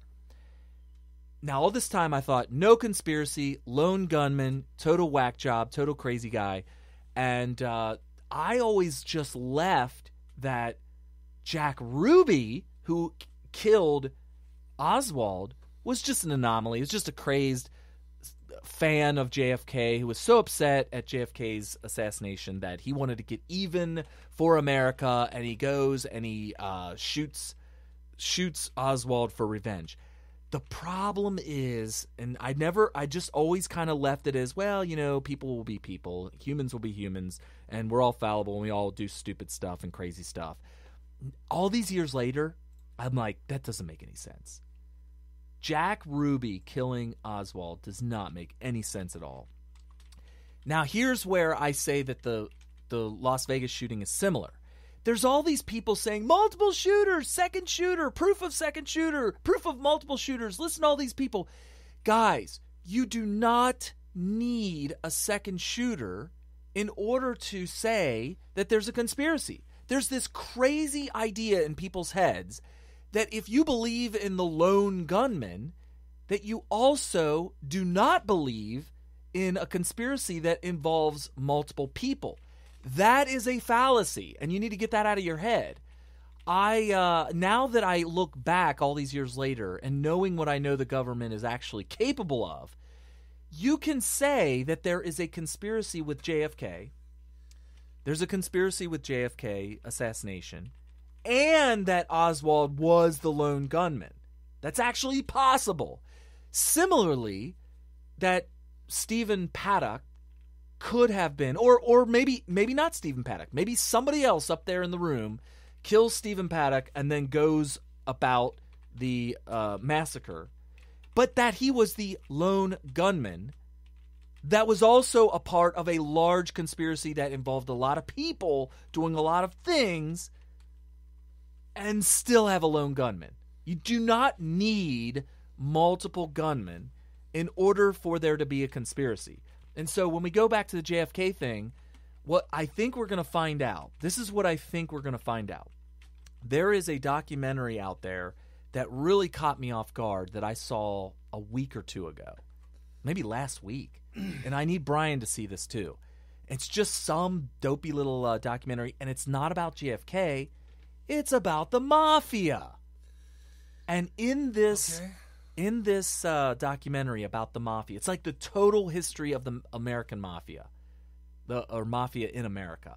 And it involves the Prohibition period. It involves the Italian mob. It involves all this stuff. And they have an entire, half chapter devoted to Joe Kennedy. And an entire second chapter, the entirety of the Kennedys' involvement with the mafia. Oh, yeah. Turns out, Joe Kennedy was a bootlegger. Oh, right. He's a bootlegger, and he was heavily involved with the mafia. And it was understood by the mafia in America that it would be beneficial for them if his son, John F. Kennedy, were to become president. And guess what happened as soon as he became president? They went after the mob. Big time. Joe Kennedy and his brother went after the mob like you would not believe. So they would, and not only did they go after the mob, but by having the Cuban Missile Crisis happen, caused the mafia to lose their cash cow, which were all of their resorts in Havana. Yeah, but that whole thing that dried up there in Cuba was not the result of the American government. Right. It had to do with the Batista family who raided and raped and raided and took it all and left the country. But you could make an argument. Well, no, they had... The mafia wanted to leave because the government, the Batista regime, was stealing money from the mafia. They're just raping them. I'll give you that. But there's no doubt that John F. Kennedy and his brother went after the mob like no other leader in politics has ever gone before. That is actually true. I mean, they really grilled him. As Senator, John F. Kennedy was going after him. Then when he became president and put his brother in power, they really went after the mob. And they point out the mafia ties were very, very obvious and strong with Jack Ruby. And if you can make the connection that either A, the mafia somehow got involved with Lee Harvey Oswald, or more likely that they knew that they could turn Oswald into a patsy and frame him, and that would explain why Jack Ruby had to kill Oswald. They were scared to death that he was going to rat him out. Wow. That Oswald was going to rat out the mafia, and so Jack Ruby was tasked to put an end to that by putting a bullet in Oswald. I think that if it wasn't just some crazy lone gunman, I would think that it was the mafia, and that Oswald being made the patsy was an inconvenient fact for the Cold War. I don't think, even though, so here's a defector that was not accepted by the Soviet Union. That was Oswald tried to defect to the Soviet Union. He was rejected by the Soviet Union because they thought he was a spy. Right. And the story for the conspiracy theorists is that, well, then they wanted Oswald to prove himself, so they tasked him to go assassinate JFK. It was not in the Soviet Union's best interest to assassinate the American president. That would almost certainly guarantee a nuclear exchange. Right. So the idea that the Soviet government would have been involved with tasking Oswald to assassinate the president is not a good thing. And plus, as soon as you start assassinating leaders, you open yourself up. So the premier of Soviet Union at the time, which was Khrushchev, would be signing his own death warrant if it were found out that Oswald was tasked to kill the president. It's suicide. It's a suicide mission. They would never do that. Why do you think that these leaders of countries never assassinate each other? Do you know how easy it would be for us to launch an attack on North Korea to take out Kim Jong-un? Or Kim Jong-un. Yeah. What comes to mind is Archduke Franz Ferdinand. Yeah. The shot heard around the world. That was the shot that caused World War I. Yeah, absolutely. Franz Duke Ferdinand was killed by some crazy. I mean, it's what it was. Yeah, but and they used that almost as the excuse to just go all-out war. And the entire world was at war for 4 years, and it was like gruesome and deadly and all that kind of stuff. And so that's why there's not these assassinations, because when a state conducts a public assassination where they take credit for it, they're basically saying, and it's okay if you try that on me too. That's basically what they're saying. They're sending the message. Yeah. Right. One poke in the eye is good for 2 pokes in my eye. Right. And some people will say, yeah, but we all know that there were all kinds of official assassination attempts on the Castros by the American government. But that's more CIA stuff, deep state stuff. And they also desperately tried their hardest to keep that totally top secret, that nobody would ever find out that CIA operations were conducted to assassinate, the Cuban leaders and other leaders of other countries and this kind of stuff.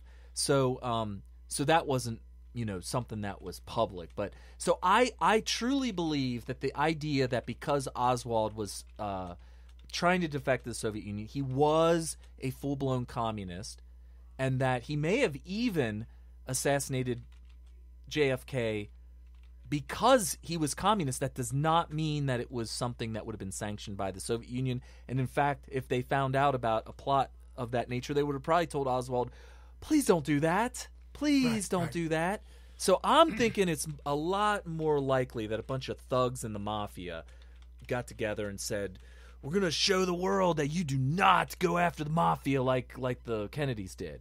And it would have been retaliation for Joe Kennedy assuring the mafia that they should help their son get elected president, which is pretty much what ended up happening. Right. So interesting different theories. I think the most plausible one is that it was the mafia. Or that they had involvement. That's what a lot of people on the message board are saying, mafia. Yeah, it seems like mafia to me. What I thought was interesting is when JFK's son was running for Senate, and was it? I think it was the Senate in New York State. Yeah, JFK was the senator before he was president. No, I mean his son, JFK's son, most recently. The one that died in the plane crash. Oh, JFK Jr. Right, yeah. Right. Yeah, that's interesting. There's a lot of people that say that that's not normal. I mean, how many Cessnas go down? He was in a Cessna, like a little four-seater? Small little four-seater. I mean, how many out of all the thousands and thousands and thousands of flights that happen every day with little four-seater Cessnas, how often do they end up crashing and killing everybody on board? I mean, it's probably not a very high rate. So the odds that it would happen to JFK Jr. Definitely raises some eyebrows. Raises some eyebrows. Well, sure. And when you think, though, the planes that do come out of the sky, the planes that do crash, are always the smaller ones. You don't hear 747s.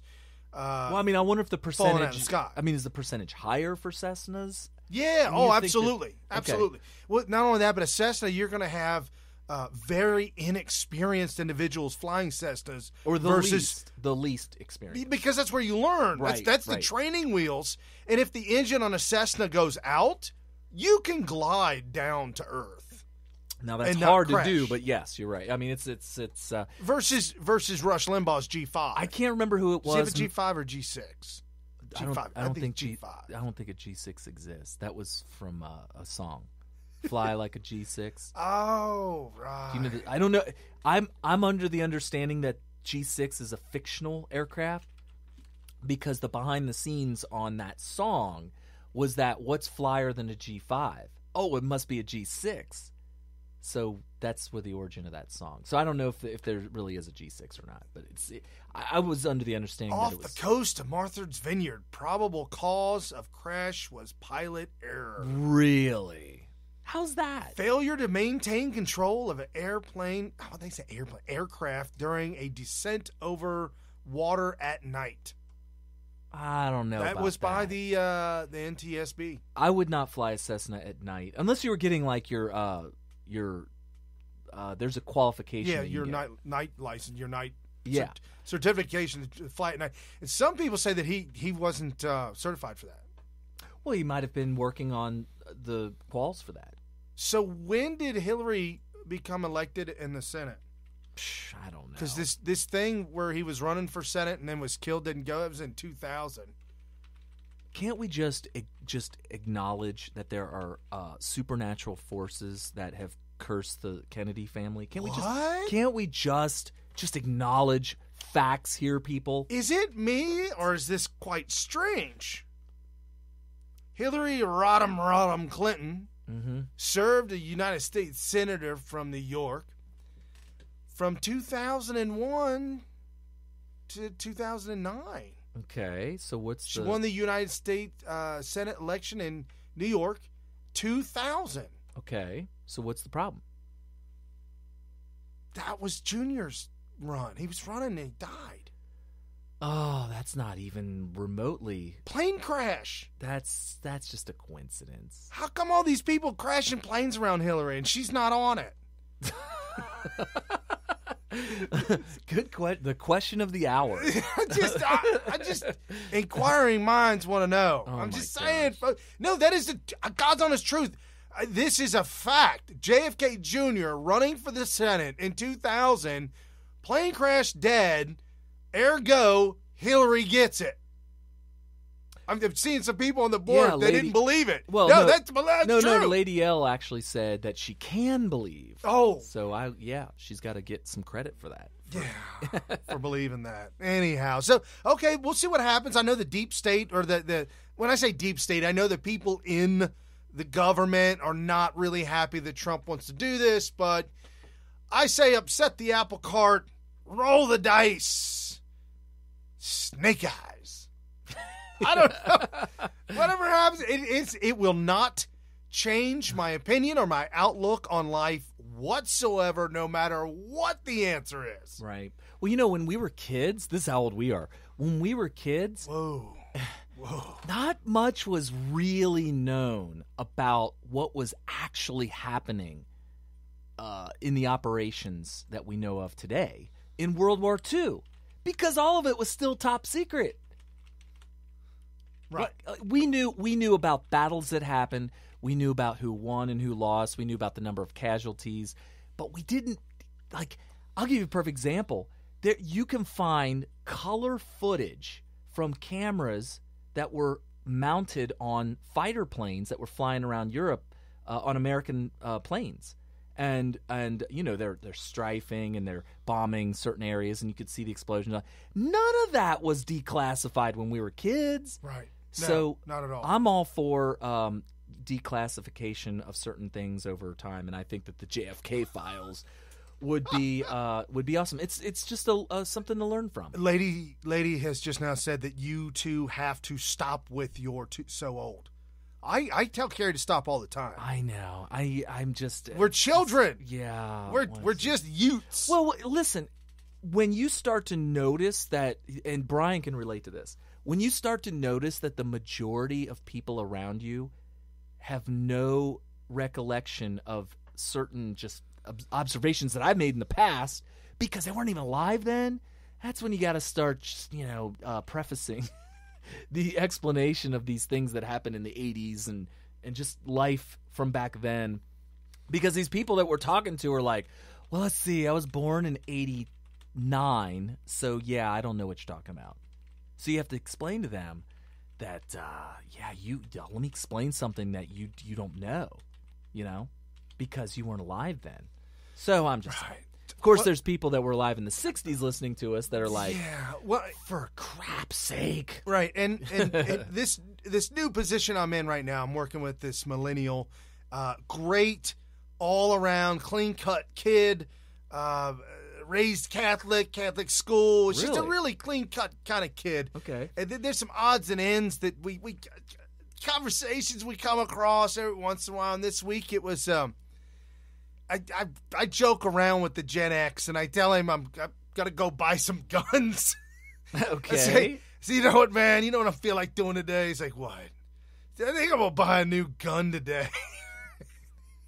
He gets triggered, throws his hands up, and runs away. That is so weird. Mad.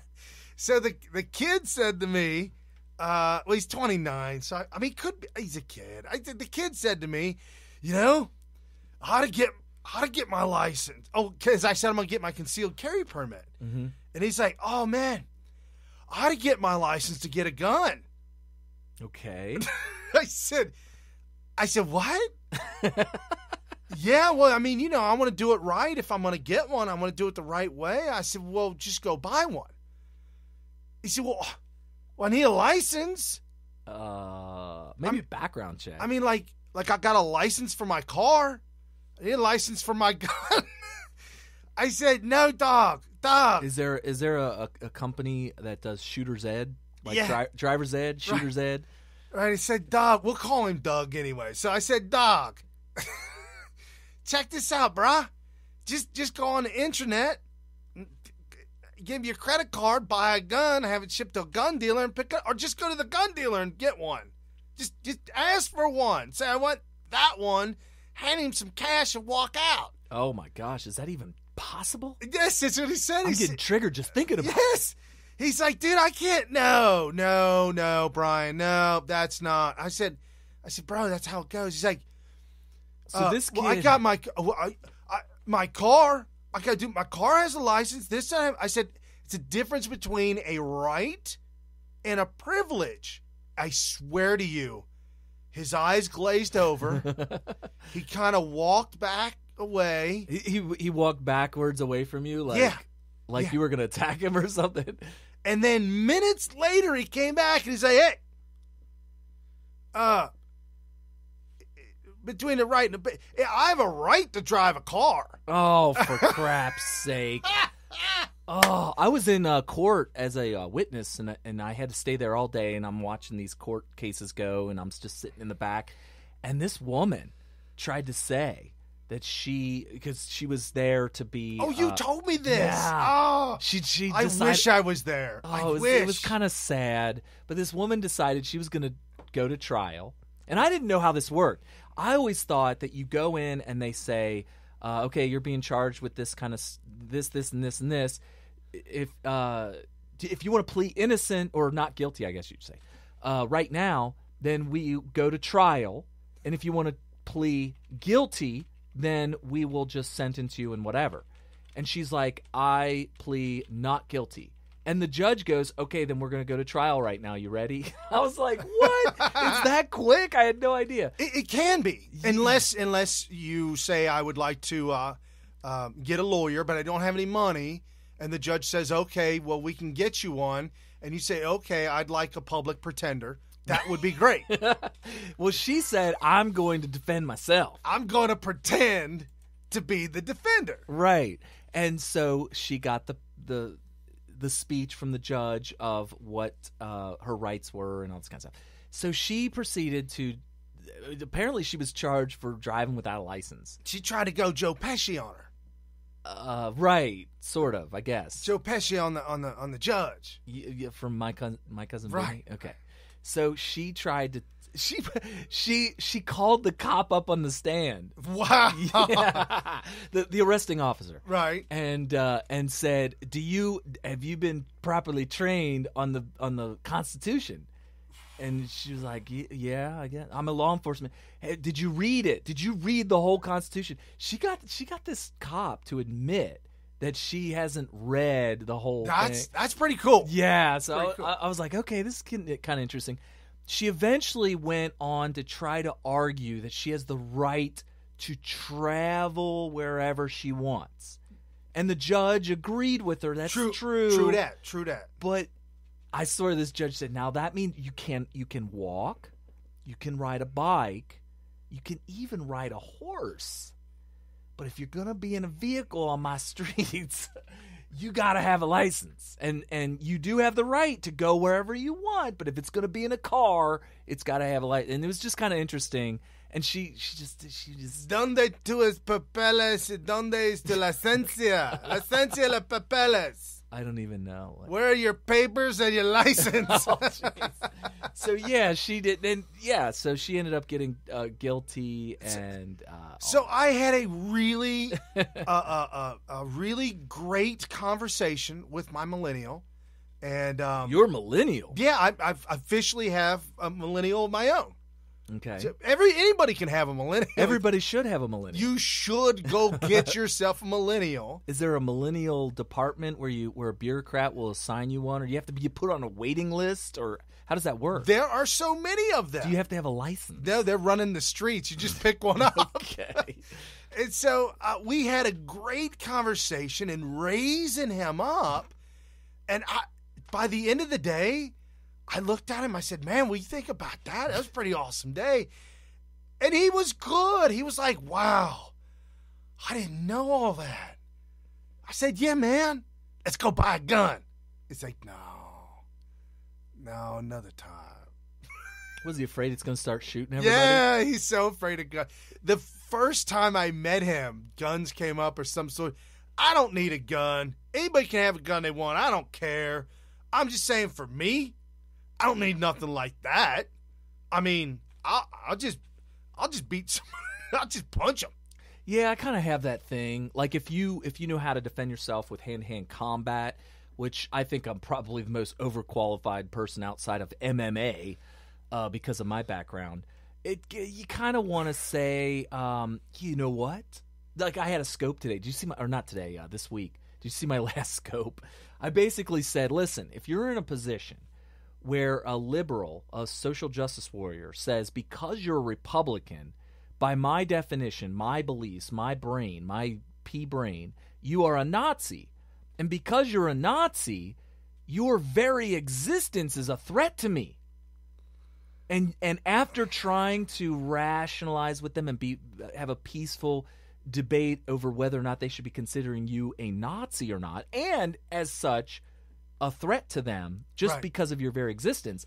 If their conclusion after trying to talk them off the ledge is that you are still a threat to them just by your very existence, your only recourse at that time is to look them dead in the eye and say, well, what are you going to do about it? Seriously. I mean, right. And so that's when I proceeded to explain to everybody, if you have a son, you need to get them into martial arts of some sort, something where a hand-to-hand combat situation, they're at least able to fend for their... Or wrestling. Yeah, so I said wrestling, and I'm really, really proud. I hated wrestling because it's such a grueling sport. I really did hate it.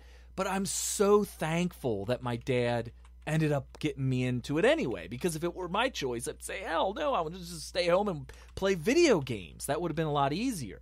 Or to play in a team sport where it's just not so grueling and not so tough.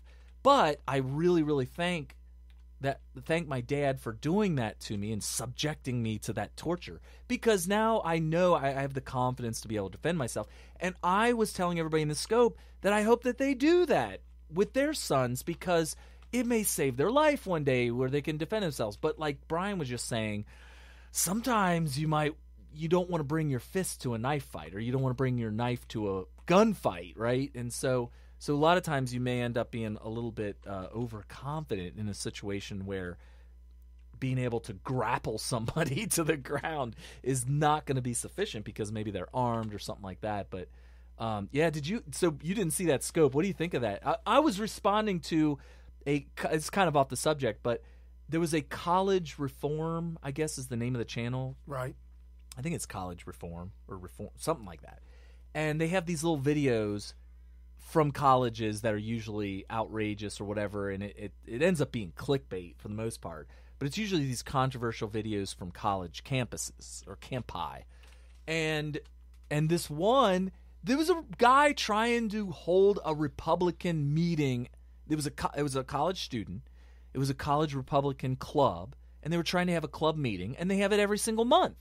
Well, I guess the SJWs found out about it and said, we got to shut that down. They can't have that free speech. So the guy came in, and they're trying to shut down this meeting, and obviously not aware of the right to peaceably assemble, and not aware of the right to associate with other people peaceably.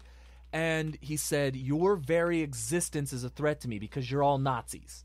And the guy was like, how am I Nazi? How am I Nazi? How am I a threat to you? I didn't even do anything. I'm not even registered as a Republican. I'm actually an independent, but I wanted to come to this club to see what they had to say. And you're sitting here telling me that I can't be here, blah, blah, blah. And my whole thing is, hey, when somebody looks at you and says you need to clear out of here because your existence is a threat to me, it's time. Now we're in stand your ground law territory, flat out, and so that's where that came about. No, that's awesome. So apparently, we've got a lot of new folks on the scope, and I'm very, very grateful for all our new listeners, folks. If this is the first time you've been listening to Smith Radio, this is Smith Radio, Military Veteran Talk Radio. I'm Brian Smith. This is Kerry Smith. I served in the Air Force. Kerry was in the Marine Corps during the 90s.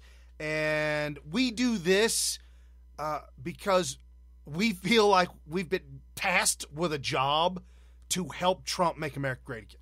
At least that's the way I feel.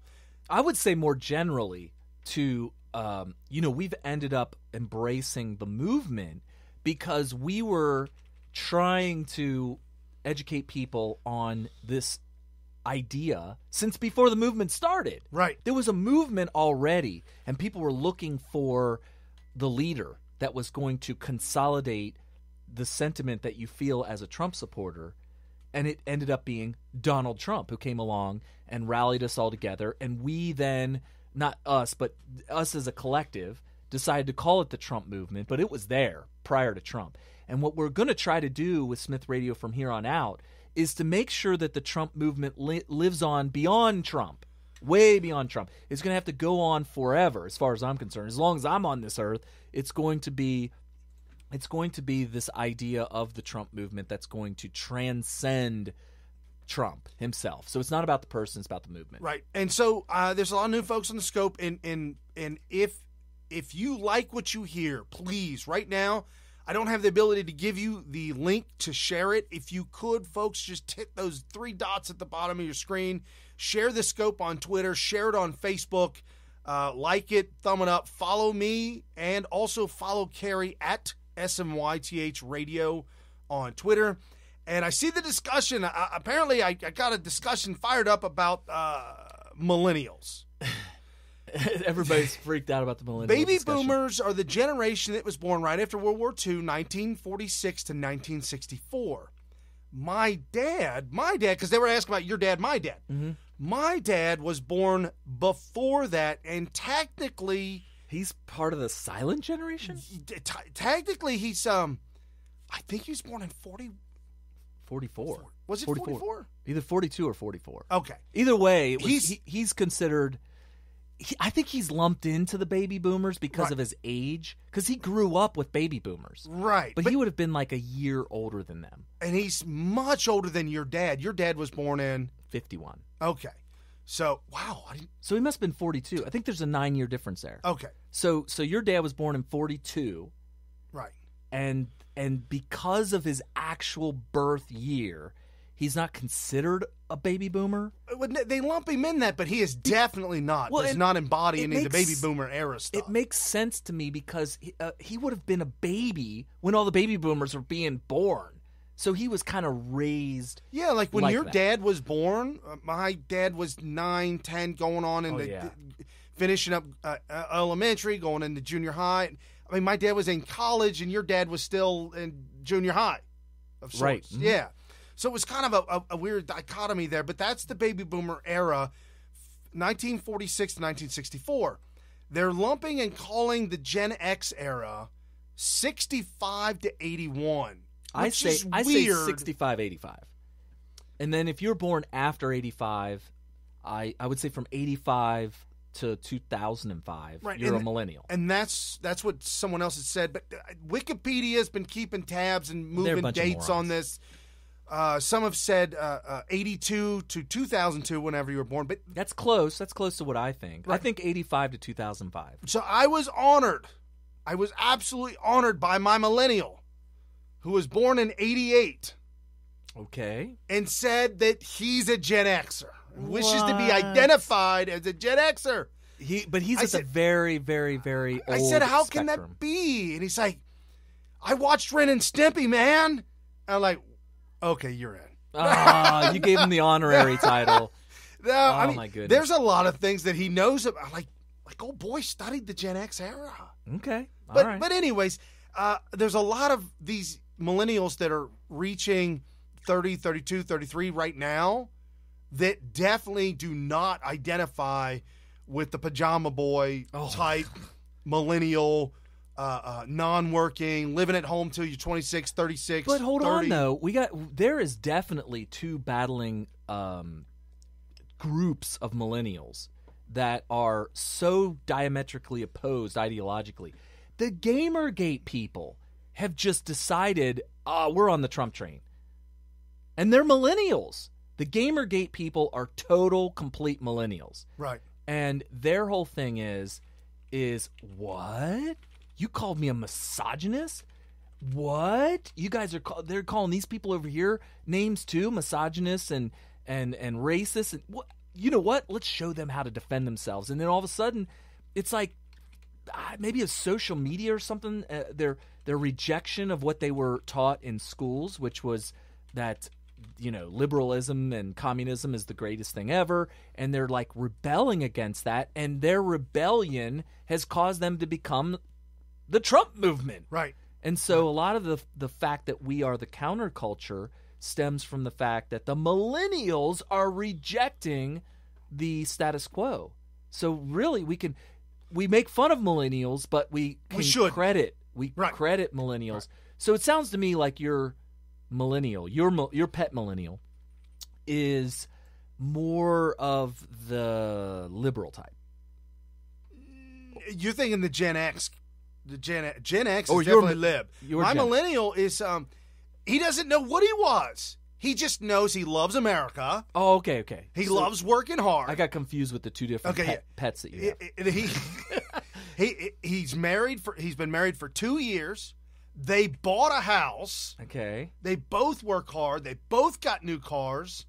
I mean, they're living the life of Riley right now. Okay. No kids, and they got their pets.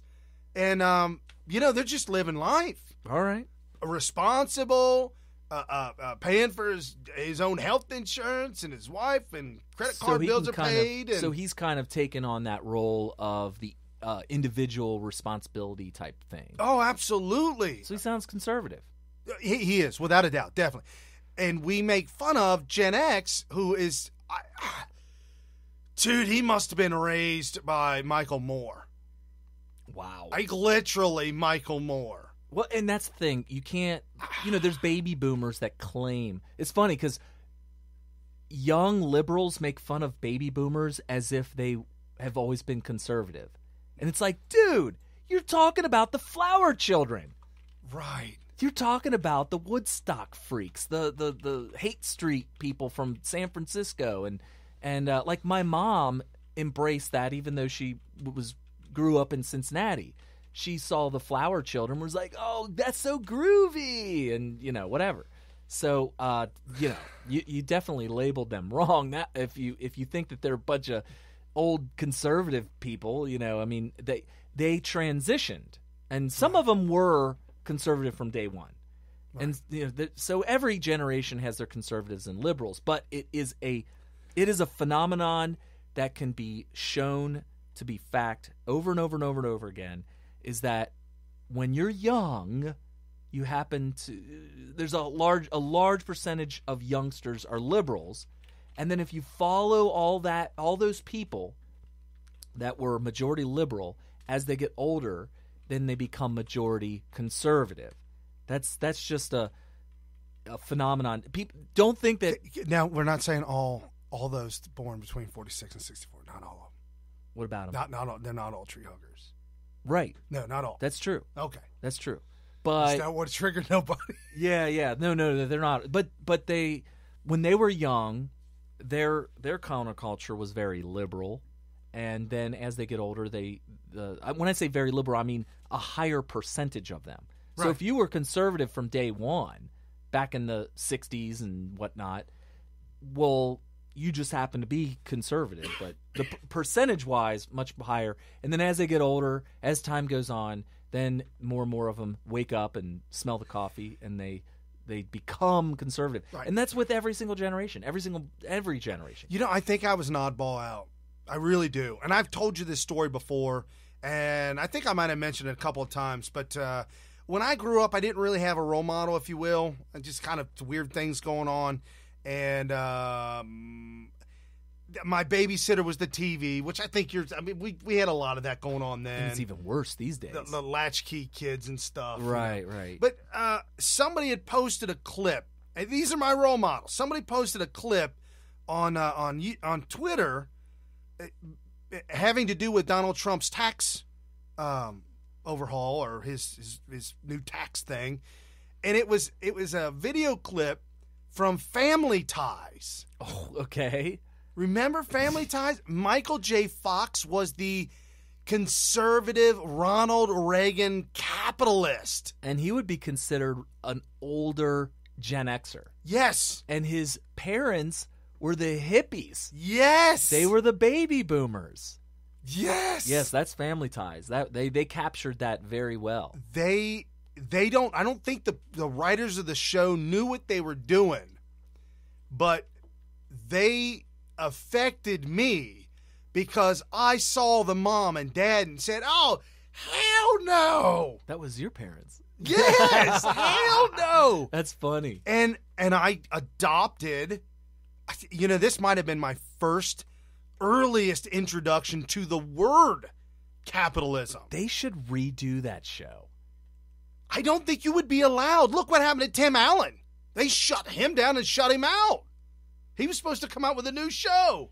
Yeah, they shut that down. So my earliest introduction to capitalism and the love of personal responsibility and building something and doing it and making it happen, Michael J. Fox, Family Ties. And then my teenage years, kind of wandering around. Donald Trump, man, if I had a dad like that, I'd be successful. How do you think? How do you think Barron's going to turn out? Well, you saw how the rest of his kids turned out. Right, absolutely. No. So, but anyways, I know we joke around about our age, and we don't really say what our age is, but I told Vanessa, I said, tonight's the night. Breaking news, I'm going to reveal my birth year. Is sometime between 65 and 85. Because it's relevant to a story we have. Really? Okay. And we got a lot of things to get through, and this is the last hour, folks. We got a lot of stuff to get through real quick. It's lightning round. Starting in 3, 2, 1, now. Let me give you some really, really awesome good news. Folks, the title of this show is that DNC's in FreeFall. They are, because they don't even realize it. No, their worst nightmare. And the John McCains, the Paul Ryans, the Lindsey Grahams, the Mitch McConnells, they are all in FreeFall. They don't know where they're at. They're in a place they've never been before. It's the Uniparty. Yes. The Uniparty is in FreeFall. Because, why? Oh my gosh. Is Donald Trump in 9 months making America great again? It's definitely pointing in that direction, for sure. Okay. Full steam ahead. The claims okay, let's go back to last month, September. September was an awful month for jobless claims because we had back-to-back hurricanes. Okay. It's just a well-known fact.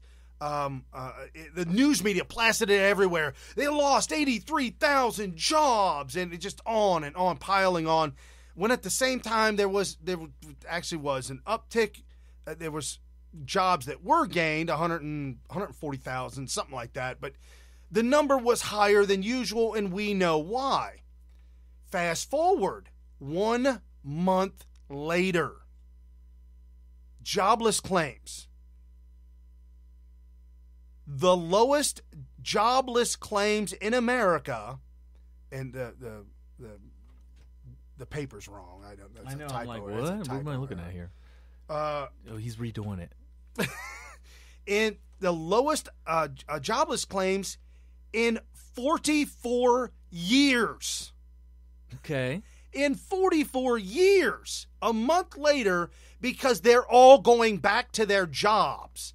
FEMA went in there. Trump went in there. The government, the people there were there, making it happen, building it back up, digging down deep. I mean, you're talking about middle America. You're talking about the people that say, no fear. We've been through it all, and we'll come back just as strong. That's these guys. That's not some liberal utopian world where they just sit there and wait. Where's the government gonna come? Like the East Coast with the Chris Christie and the hug heard around the world. How long did they get helped? Dude, it was an epic long recovery on the East Coast, and nobody talked about that one when we talked about the hug heard around the world. Right. But these folks are going back to work. They're getting back in the workplace. They're not taking an unemployment check. They're not taking a government check. And the lowest claims, jobless claims, in 44 years. Okay, Vanessa, that's the correlation to my birth year. Happened. So the last time that we had unemployment or jobless claims this low was the year you were born. Yes. Okay. 1973. Wow. What were you doing in 73, folks? I was not even conceived. Ask your parents what kind of car they were driving in 73. Yeah, I think Rush asked that question. Yeah, he did.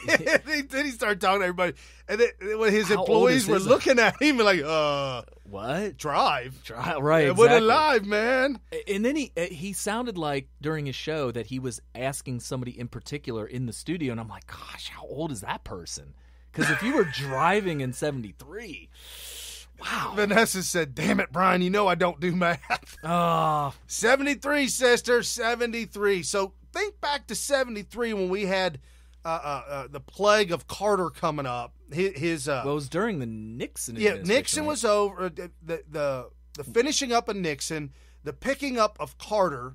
Think about the economy. The biggest thing I remember in 73, obviously not real time. I wasn't even alive then. But the gasoline crisis. Oh. The gasoline shortage. That was also the year Roe versus Wade, too. Oh, I didn't know that. Yeah. But that's the biggest memory, because that was like something that had been talked about over and over the years. And they always say, oh, in 73. And also you could see it in the difference in the design of cars. I was kind of a car enthusiast when I was a little kid. And I noticed that cars up until about 76, 77 were huge. And they started getting crappy, too. And then all of a sudden, and what happened was because of the fuel shortage crisis in 73, the government decided we're going to have all these regulations and restrictions. And it took a couple of years, but then by about 78, 79, well, you 80, had the influx of Toyota. Oh, you had all those four-cylinders that came in, the Coronas, the Corollas, the Civics. The Civics. My friend the had Hondas. a 1980 Civic. It was actually kind of cool looking. No, man. It was kind of cool looking. No, 1980. No. It might have been 79. I don't know. Civic. It was a hatchback, I guess. No, man. You got to stop. It was awesome. No, you got to stop. I'm going to start looking for one. I'm gonna restore it. And, 1980 Honda. No, so. Civic. It was a stick shift. Just think about the energy situation we were in then, and even the 80s, growing up in the 80s, I was always told by either media or teachers or whatever that we've only got a finite amount of oil. We're going to run out of oil in the next 15 years, the next 10 years. They've been saying that forever. We're running out, man. We just can't do this. Discovery Channel documentary on the day we run out of oil. What's the world going to look like the day we run out of oil? Like you're at the kind of related it to like if you were at Steak and Shake and you got this milkshake. At some point, you're going to get to the bottom and you're just going to be sucking air. Joanne, I am so envious. She said her brother had a 64, 65 GTO and raced it. How awesome was that? In 89, when I was a junior in high school, I had a full-time job, and I bought a 68 Cougar from a guy who was getting married, and his wife said, you have to get rid of that hunk of junk. It takes up too much gas. That sounds like... And it's too loud. It takes up too much gas. And it's too loud. And me, at the age of 17, said, yes, please. Yes, please. I'll take it. Okay. Sweet. So anyway, yeah, no, absolutely. The energy crisis 44 years ago, the situation we had 44, fast forward to now. Folks, we've got more people in America now, 320 million Americans plus 20 million illegals living in America now. Fully heated houses, fully air-conditioned houses. I mean, the energy that we use on an hour-to-hour, daily, monthly basis is unbelievable. It's way more because when back in the 80s, like not everybody had air conditioning, and those were like the window units. You had to be like wealthy to have central air. I had a friend that the first place I went into that had central air, I was like, oh, this is amazing. Why does it feel so nice in here? Yeah. It's called central air. Yeah, like you had to be wealthy and on the cutting edge of technology to have central air in your house. And schools? The schools didn't have air conditioning. That's why they let you out in the summer. At all. You look at it today, and they all have sealed windows and climate control and all that.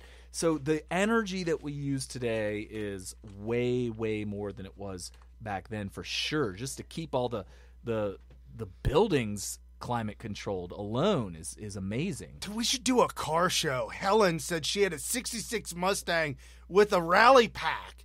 Are you kidding me? Marry me? Hello? Oh my goodness. Oh my goodness. That is awesome. 62 Chevy Super Sport. Wow, we got a lot of cars. Like car people would make fun of me for my interests, and it's only because of nostalgia. Dude, it's that year.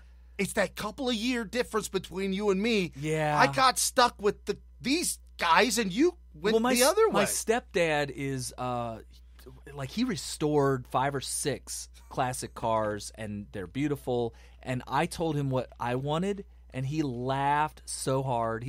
He's kind of considered. Yeah, he's definitely considered a baby boomer, but he's on the younger end of the spectrum. I told him I always wanted a fully restored, awesome, decked out 77 Fire Chicken. Yes. And I had to show my wife what the Fire Chicken. She's a Fire Chicken. I said, yeah, it's got a big giant picture of a chicken on the hood. She's like, no. I said, yeah, and it's on fire. She's like, no. I showed it to her. She's like, they sold that? Well, no, it was because of Smokey and the Bandit. When I was a kid, that was like the coolest movie ever, and I always wanted the black Firebird with the gold chicken on the hood. With the T-top and everything. We all know. We all know. Yeah, and so my stepdad, when he heard that, he's like, oh my God. He's like, because of his age, he considers cars from the late 70s to be relatively new. And so he doesn't even think of those as classic cars. He likes the 30s and 40s and 50s. Like he goes way back. Like if his latest restoration was a 55 Chevy truck. 55. Wow. And he decked it out and put a souped up engine in it and everything like that. And he thinks that that's the coolest thing. I'm like, 55, that's like ancient history, type stuff. But anyway. 63 Falcon, that's pretty bad. 62. Bad isn't good. Bad isn't good. Okay. Well, bad ASS, but 62 442, yes. That's also a bad car. And then Helen said her brothers put glass packs on the.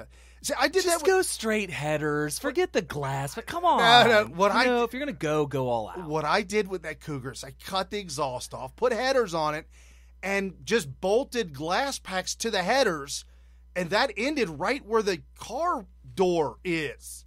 Like the exhaust came into the car on the stop sign. Like the pipes didn't go out to the. I didn't. That's funny. One, I didn't know no better at 17. Right. And two, why do I want the pipes to go out the back? See, when It I don't was 17, matter. I used the coat hanger to keep the pipe from dragging on the ground. 70 Hemi Barracuda with a 4-speed pistol grip. I'd like to see a picture of that one. That is sweet. So, anyways, we're talking about the Trump making America great again. We're talking about the difference between the 1970s energy to 2017. Folks, 2017. We're talking 40 plus years later, and we have an energy boom with the likes of none other. Finally, we're getting the Keystone Pipeline passed, get that thing built, get it running through. We find out that America has the largest resource of natural gas in the world. Yeah, that was like like Christmas came when we learned that, and we kind of learned it. I think towards I don't know exactly when we discovered it, but it was like this boom that was happening in Texas and all these places where people were. Or I have a friend that left Cincinnati, took his two kids with him.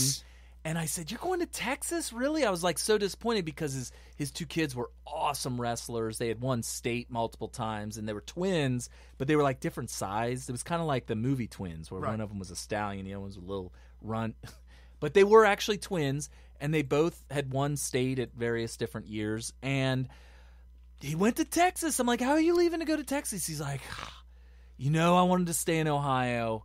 But man, this oil rig company or whatever is hiring me for $34 an hour. I can't pass it up. And I said, oh my gosh, do they need any help?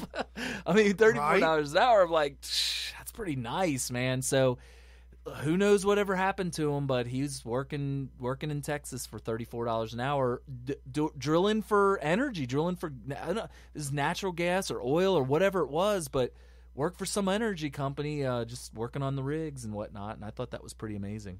So we've got the largest energy boom I think I've ever heard of. We've got more reserves now than we've ever had before. The possibility, we are not beholden and will not be beholden to other countries and their energy. Stock market, oh my gosh. Yeah, stock market's kind of crazy. 23,000. Yeah, that's amazing. Dow Jones, And one other thing that was interesting, $5.33 trillion has been added to the market. That's interesting. I wonder, there are people out there that tried to argue, unsuccessfully, by the way, because I'm somebody, I need to be explained the mechanism of how, I'm a process engineer. I want to hear the step-by-step of how you're going to get from point A to your conclusion at point B. And the argument that was made to me was that flooding the market with new money from overseas, which is what I was going to bring up, how he wants to repatriate money from American companies that's just stocked, basically warehoused overseas because of the taxes of bringing it back to America, that this was going to somehow cause a major catastrophe. And I think that they were completely unsuccessful because I didn't buy whatever mechanism they were trying to sell me that was going to cause that to happen. I look at money as the ability for people to get work done. It's labor in it's a marker of labor, right? So Correct. if you do work and money is created, like you borrow cash from a bank, then you do work in your company that you borrowed money to create. It actually produces product or services that are worth something, and then you've earned the money that you were borrowed. And then that money then goes on to employ other people so that they work. And so it's just this way of producing work. It's motivating people to perform labor, and in exchange for their labor, you give them cash. So repatriating trillions of dollars in cash to America, I don't see how that's going to cause much of a collapse. I think that it just doesn't make any sense to me. No, you're definitely. literally taking the markers of labor and you're bringing it geographically to America. I think that that's a good thing overall. And whatever negative tiny things that you could argue would happen would be totally overwhelmed by the positives of having all that come here. So there's that. You know, I mean, I can't wait to see how that pans out. I think it'll be awesome. Yeah, there's some folks who did the man on the street type of thing when it comes to Trump's tax reform, and they're at Washington University in D.C., somewhere around D.C., and this is the man on the street speaking to college youths about tax reform, and he tricks them. Okay. Does a little bait and switch, and he'll tell you about that. I hope this never happens to me. Yeah. You would see it coming from a mile away. Okay. You would see this come from a mile away. This week, Donald Trump released his new tax plan, which was immediately shot down by his political opponents on the left. But what would those same people think if they were told that tax plan was actually Bernie Sanders' plan? Today, we're at George Washington University in Washington, D.C. to find out. What were your thoughts on Trump's tax plan when you saw it? It's very better for the upper class than anyone else. Pretty much horrible for the middle class, especially the lower class. I mean, not ideal. It's probably not the most efficient nor beneficial to the general populace. Pretty negative. I feel the same. Yeah. So Bernie Sanders came out with his plan. Some people call it the compassionate alternative. So we're getting opinions on Bernie's plan. First, one of Bernie Sanders' plans is to enhance the child tax credit, which is tax money given back to families when they have children. What do you think of that? Positive or negative? Positive. All right. Same. I was a social worker, so I understand how important tax credits like that are. I think that's great. I think that's positive, definitely. Positive, definitely. Next up, eliminating the death tax. So when people die, it's a large tax on their estate that goes to their family. What do you think of that? I think that's definitely something that we should be doing. I do think that's a good idea because I'm from New Jersey. We used to have like a really heavy inheritance tax. I'm in favor of that. I would say more positive. I think I agree with that. Bernie is planning to lower the small business tax rate to a maximum of 25%. I think that's a positive or negative? I definitely think that's a positive. I feel very positively toward that. My family has a small business, so I would definitely think that's a positive thing. Any way we can help small businesses work and thrive, it's definitely something that's beneficial for the country. I think that would be great. I think it's definitely a good plan, a positive plan that can help everyone. I think it's pretty good. Definitely better than whatever Trump is proposing. I would make that leap right there. So what if I told you this actually is Donald Trump's tax plan? You got me. It is. It's Trump's plan. Hello, darkness, my old friend. So sad. I am shocked that I do agree with Trump on certain things. Okay. Interesting. I'm definitely happily surprised that it's sounds a lot better than I At least would have they're being expected it honest. to. I would have Yeah, imagined he would these be are a the little more millennials we're stupid than talking that. about. So, but it's not a stupid plan? No, I don't think so. I definitely think there's an initial bias. I mean, I've done it myself. I'll just hear the word Trump and I'm like, ugh. I definitely think that's something to need to be looked over. People, once they hear Trump or Republican, they become they suck no matter what. Wow, that is amazing. I'm shocked at their honesty after being caught. I think that hello, darkness, my old friend. So I think that there's I think that there's a couple things going on here. First of all, it sounds to me like they don't really understand what it is they're hearing.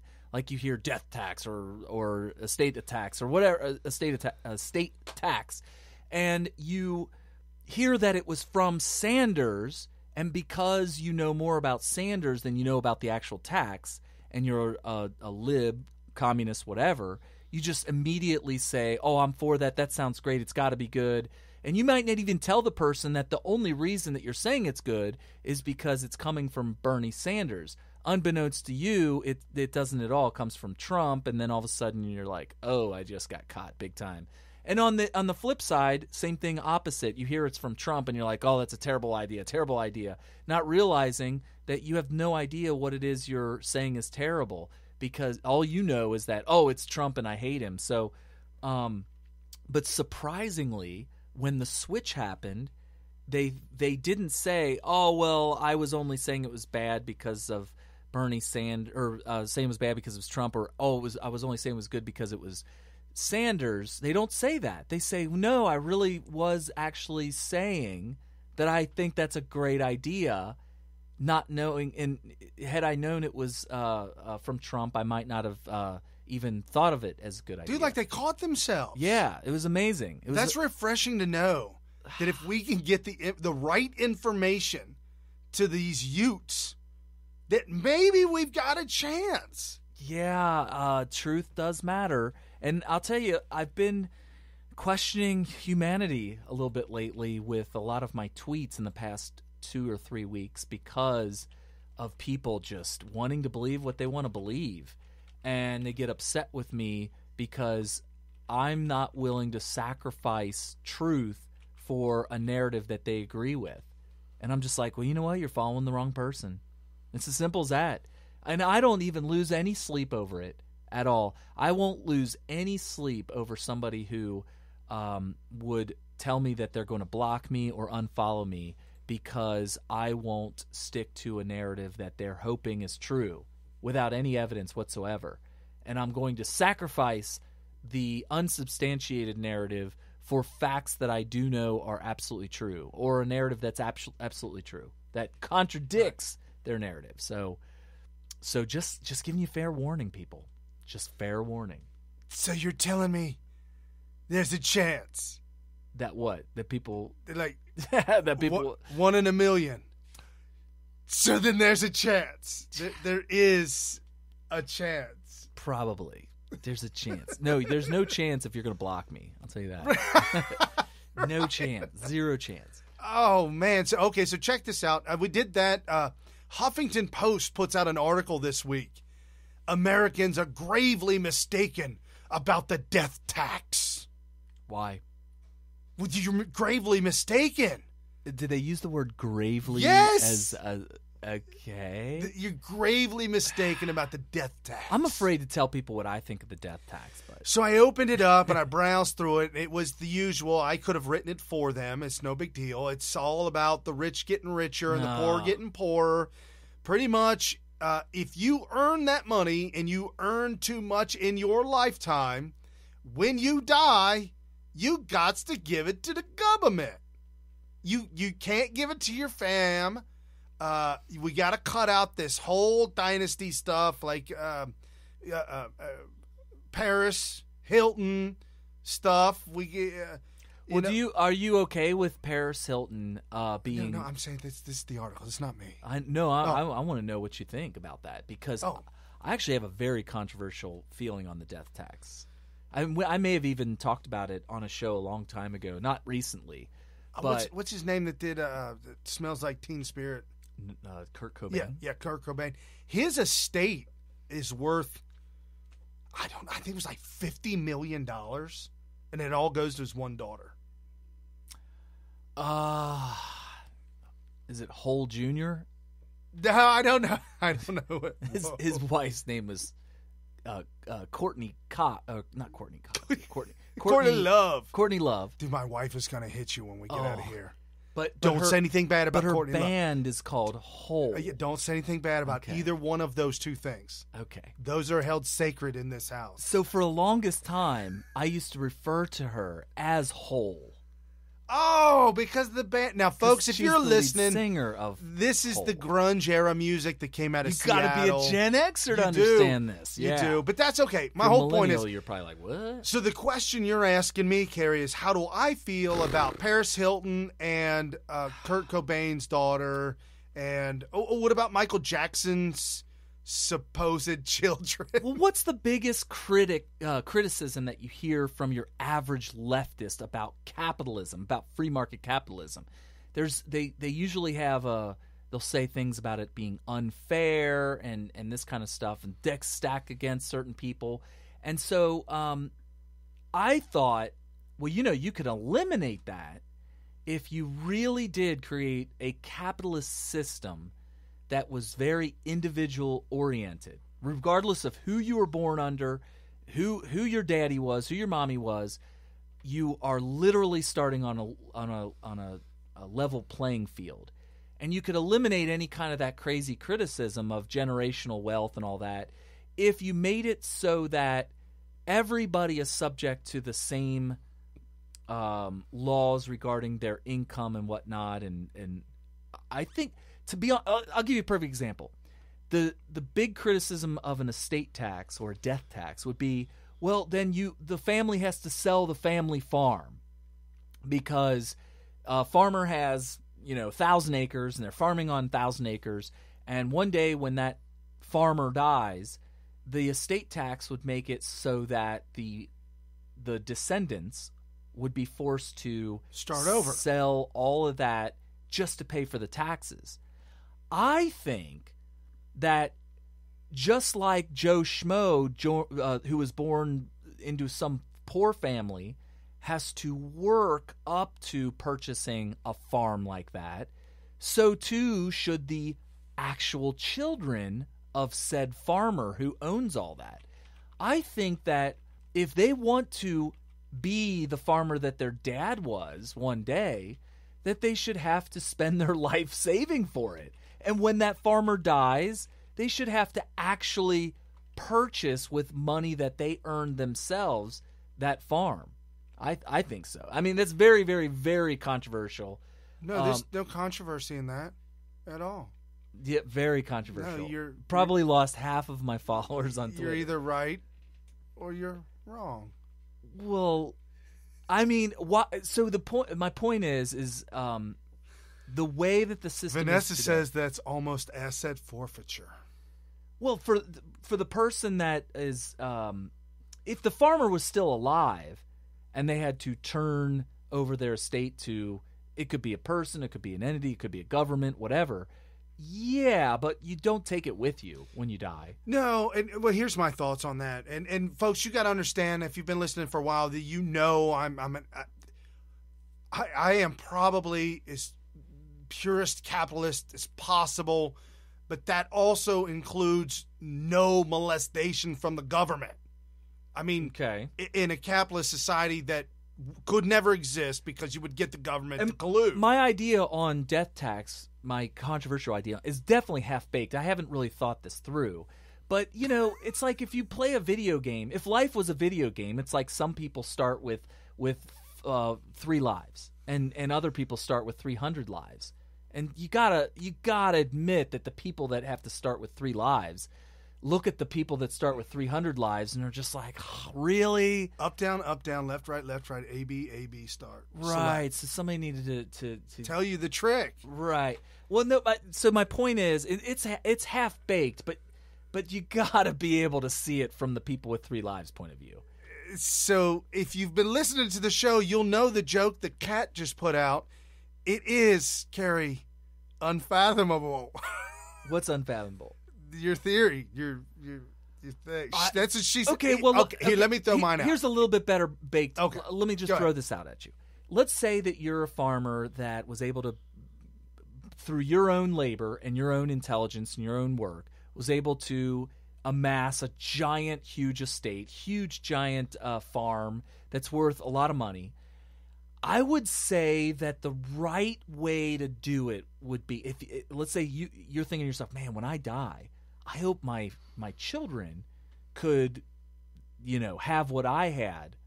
I think that you should start them at a very, very young age of saving up to be able to do that.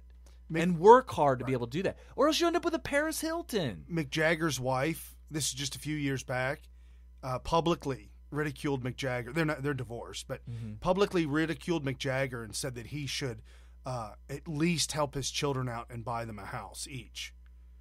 And he said, "It's my damn money. You go get your own." Okay, well, there you go. And that's cool. But here's, okay, I actually kind of helped Carrie a little bit, but I'm going to bring Carrie around, folks. I'm going to bring him around. You agree with me, nothing can be created or destroyed. That's a fact. Okay. That's life. That also applies when you're talking about elements, burning a log, the log disappears. No, actually it's been transformed into something different. Heat, light, energy, energy it and doesn't matter, disappear. right. It just transforms to something else. I will say that nothing can be created or destroyed in the sense of you being born in a wealthy family and me being born in a poor family, the fact that they've got that, the fact that you lived on a farm with your dad and he died and now you've got the farm, that's not scot-free. You've actually got to pay for that in the knowledge, in the upbringing, in the all the work and the energy that you had to do to learn that in order to be able to run that and to take care of that successfully. The stress and the ability to learn how to deal with stress on that level, the ability to learn how to do the bookkeeping and the leadership and the hiring and the firing and the working of the farm, all of that knowledge had to be earned in order for you to successfully take over the farm and keep it. Because I've seen kids that don't earn it. They take over the business and they lose it. Nothing can be created or destroyed. It is yours because you have the ability to, you've put in the time and the effort, the mental money, the mental energy, and the mental time and effort, and you have that ability to keep it, to earn it. So you're assuming that the kids in question that would inherit this one day have earned it because, having grown up on the farm, they possibly worked a lot at it and learned it and all that kind of stuff. The only exception to this rule. Because I'm thinking, well, why didn't the farmer, the dad or the mom or whatever, pay them accordingly so that they could use that money one day to I think it should be an open market thing. Poor people can create jobs if they're willing to change the decisions that they make. Poor people are poor because of the decisions they're currently making. If you are right now sitting here listening to Smith Radio... I'm not giving excuses to poor people. No. This was somebody messaged this out. If you're sitting there and you're someone and you don't have a lot of money and you're poor or whatever, and you're thinking, well, I'm this way because I was held down by the man. Right, or I was born into this. Right, that's not an excuse for them. Correct. So if you use the exact amount of energy and time and effort in honing a specific skill that you're good at, and if you use the exact same amount of time and energy doing that as the kid growing up on the farm, you'll get what he's got. Well, I would make the argument that if the kid wants what their father had, they should and can put the work that their father put in to get it. Who's to say they're not doing that? Well, if you hand them all of the wealth from the father to them at the age of whenever the dad dies, let's say 25, 30. Okay, whatever. He's lived his 30 years on that farm. Well, then the father should have been paying him and telling him, "Please, he very well might have been. I'm requiring you to put this money off to the side to start over." Well, no, so that because when I die, this estate's going to be put on the open market, and I want you to be able to afford it. Yeah, that don't work. Why not? Because I want to be that father that hopefully I've led and reared my children in the way that and even the kids now watching us doing this show and growing like it grows.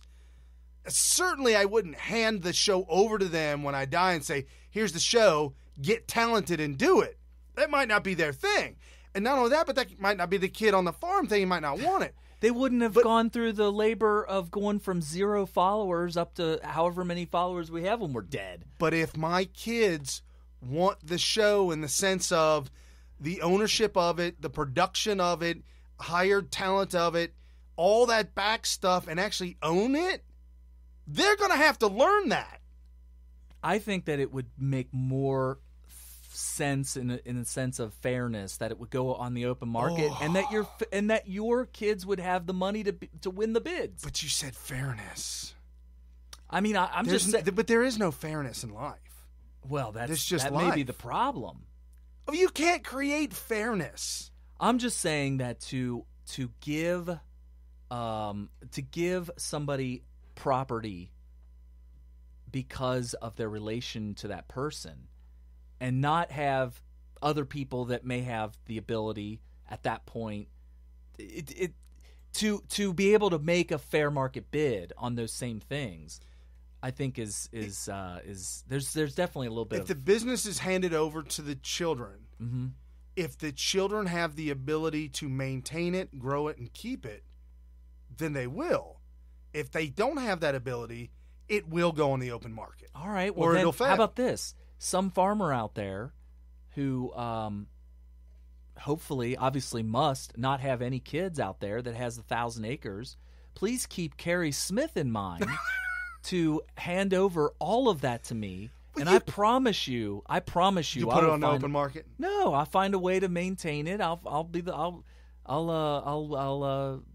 work the fields. I'll figure it out.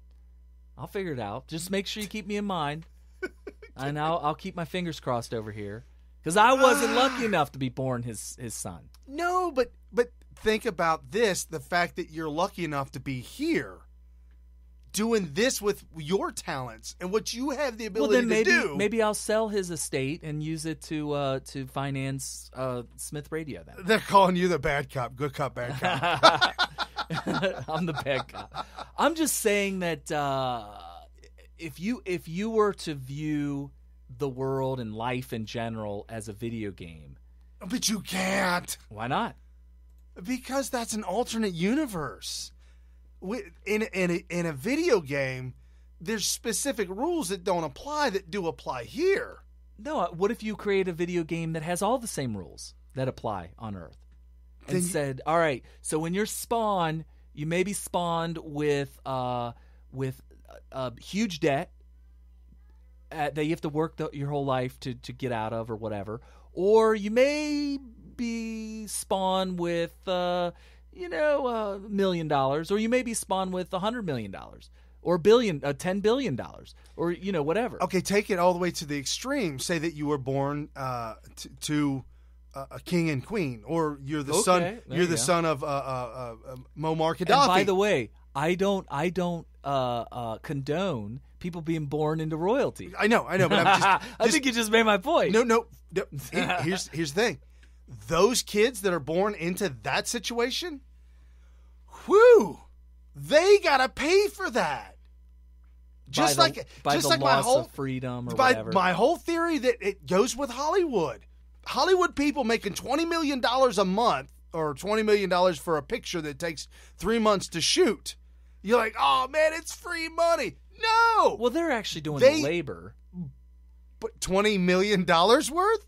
Well, I guess you could say, look, in a free market capitalist society, if you create a product that is enjoyed by millions and millions of people who are willing to pay $17 for a ticket to get in to watch or whatever, then it is what it is. I mean, that's the whole point of capitalism. But my whole point, though, is even the Hollywood elites, the $20 million picture people, they still pay for it mentally. They pay for it in their environment. I'm all for that. They pay for it in other ways, not monetarily, but they'll pay for it with their freedom. They'll pay for it with training their brain. But I think we're talking to mentally apples and wrap it oranges around. There. We're talking apples and oranges there.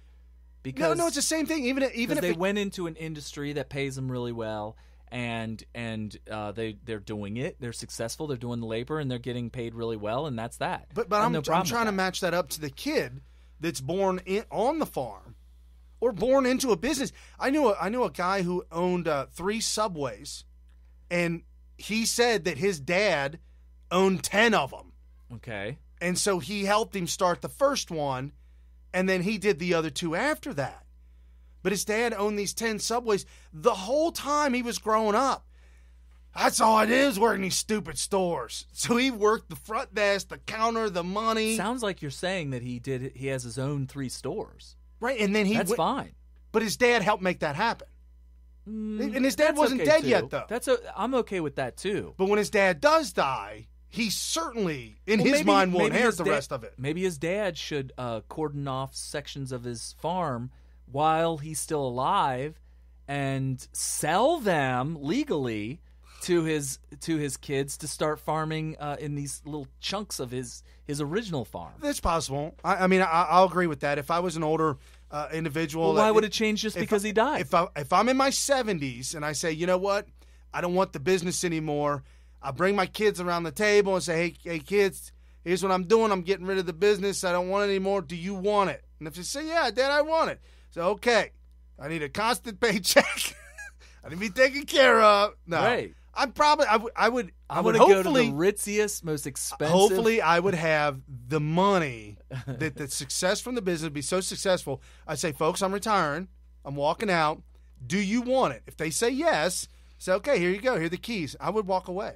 I wouldn't even charge them. And the funny thing is, especially if I've raised them up in it, if I know they have the ability to handle it. And it's weird. I'm not necessarily saying, well, since I don't agree with handing it over, that it all should be handed over to the government. Right. I don't agree with that either.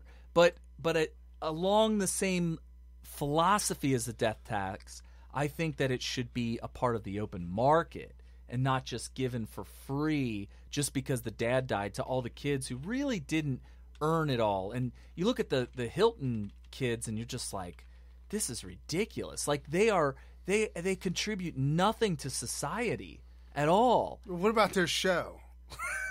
Well, the funny thing, and this is kind of a weird phenomenon and it's kind of unrelated, but I noticed this phenomenon where people like to live vicariously. This is the reality TV show phenomenon, that people are willing to watch other people live a life, whether it may be a life that they have no chance of ever attaining or whatever, but they like to watch the Kardashian family and the Hilton family do nothing but just wake up and eat breakfast and live their life however they live, and they just want to live vicariously through that. So instead of being rich, I can watch rich people live a rich life, and I'm going to live vicariously through them. So I see that, and I don't think that's very helpful either. But it's like, who gets to decide who's going to be the people who get to be the ones that everybody else is going to live vicariously through, you know? Right. So, and some people could argue, well, that's free market too, and I guess that's fine. But it's just weird that I would rather live vicariously. Let's do a camera around Donald Trump, not a Apprentice, because that was kind of contrived, but just follow him every day through his daily rituals of being a president of the United States. I'd love it. I'd watch that. Oh, I'd watch the hell out of that. That would be pretty cool. But anyway, that's my very, very controversial spiel on the death tax. So the other thing that is making America great again, the gutting of Obamacare. Check this out, folks. Which is awesome sauce. The Huffington Post does the gravely mistaken about death tax, and now you've got a website called The Motley Fool. Okay. I only bring it up because it was posted up on the Drudge and then retweeted out. So I was like, well, it's got to be making headway. So anyway, so they write this whole article, 6 actions the administration is taking that is destroying Obamacare. Okay. Action number 1, announcing an end to cost-sharing subsidies. You're like, huh? How is that? The end to cost-sharing subsidies, which is, when I started reading into it, it's poor people getting free money to pay for their copay, to pay so they can have free medicine, free healthcare, and free everything. It's the extra money that is taken from you and given to poor people so they don't have to pay anything. Wealth redistribution. That's exactly what it is. The announcement of that. So why is that destroying Obamacare? It's making everybody unsure of what's going on. They're moving away. They're running away from Obamacare because they're unsure of it now. Well, I never went to Obamacare because I was sure that it was a total communist scam. I know. So I was like, see ya. Okay, so number 2. Damaging executive order allowing groups to buy in bulk. How is that damaging? Because they're leaving Obamacare. Check this out. This was proposed a while ago. I think I even heard Rand Paul. Rand Paul was on Hannity maybe 9 months ago.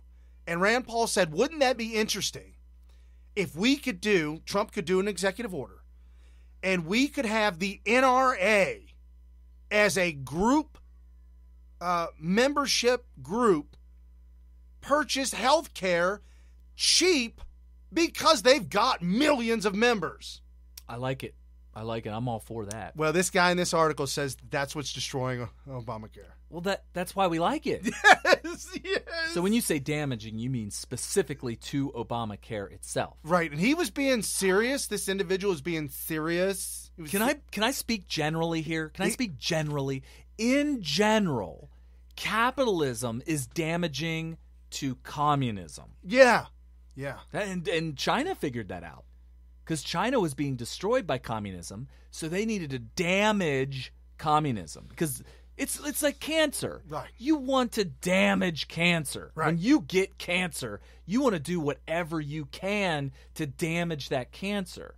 Well, in the case of capitalism and socialism or communism is the cancer, and China had it. And so in order to damage the cancer that they had, they needed to introduce capitalism, which is what you see they started with Hong Kong, which was like total, complete, free market, unfiltered, whatever, capitalism, and that's why Hong Kong was doing so well. And then they slowly introduced the pieces of free market capitalism. On that note, guess what? What? My wife's uncle, who has moved permanently to Vietnam. Oh yeah, I remember you talking about him. He's back in Cincinnati right now. Okay. Just on visit for like a week. Guess what? I said, what does he do? Isn't he like a teacher for the school? He teaches English. And they're like, no, he doesn't do that anymore. I was like, oh, what does he do? He's a yoga instructor. I said, well, wait. Are you saying he's self-employed? And they're like, yeah. I was like, that's illegal. That's illegal in a communist country. Even Vietnam has embraced capitalism. To a very small degree, but at least they're allowing that to happen. Absolutely. Why do you think we don't hear? But craziness? I thought you said he was this communist. Oh yeah, he's totally a communist. Totally. But to start your own business and make your own money's fine. Well, as long as it's done in a communist country. Got him. Oh my gosh. Woo! That's true. That's a true story, folks. Okay, so number 3, open enrollment cut in half. So I started reading into it. Donald Trump has said the open enrollment period will now be cut in half. Okay. And I'm like, oh my goodness, what does that mean? Yeah, what does that mean? Explain that one. Instead of 30 days to enroll, you've got 15. Okay, or else what? You can't enroll. Oh. Well, 15 days would have been years ago for me. Or November 1st. No, sorry. Instead of November 1st to January 1st. Instead of 2 months, 60 days. Okay. You've got 45 days. Oh, so they reduced it by 15 days. Right. Yeah. And that causes it. Yeah, he's saying that's what's going to crush it. Okay. Yeah. All right. Number 4, slashing of advertising budgets. Advertising? What the hell's that, right? Well, you gotta tell people that they should sign up. That is correct. Do you know what the current, before Trump, the current budget for advertising for Obamacare was? What was it? I'm scared to ask. $100 million. Is it 100? That's $100 million. That's terrible. So Trump has slashed it to $10 million. Oh, okay, 90% reduction. Yeah, 40. But here's the problem, though, Kerry. The guy writes, 40% of uninsured Americans are still unaware. They're still unaware of the Obamacare marketplace. I don't even know what it looks like. Kerry, you're part of the 40% that's unaware.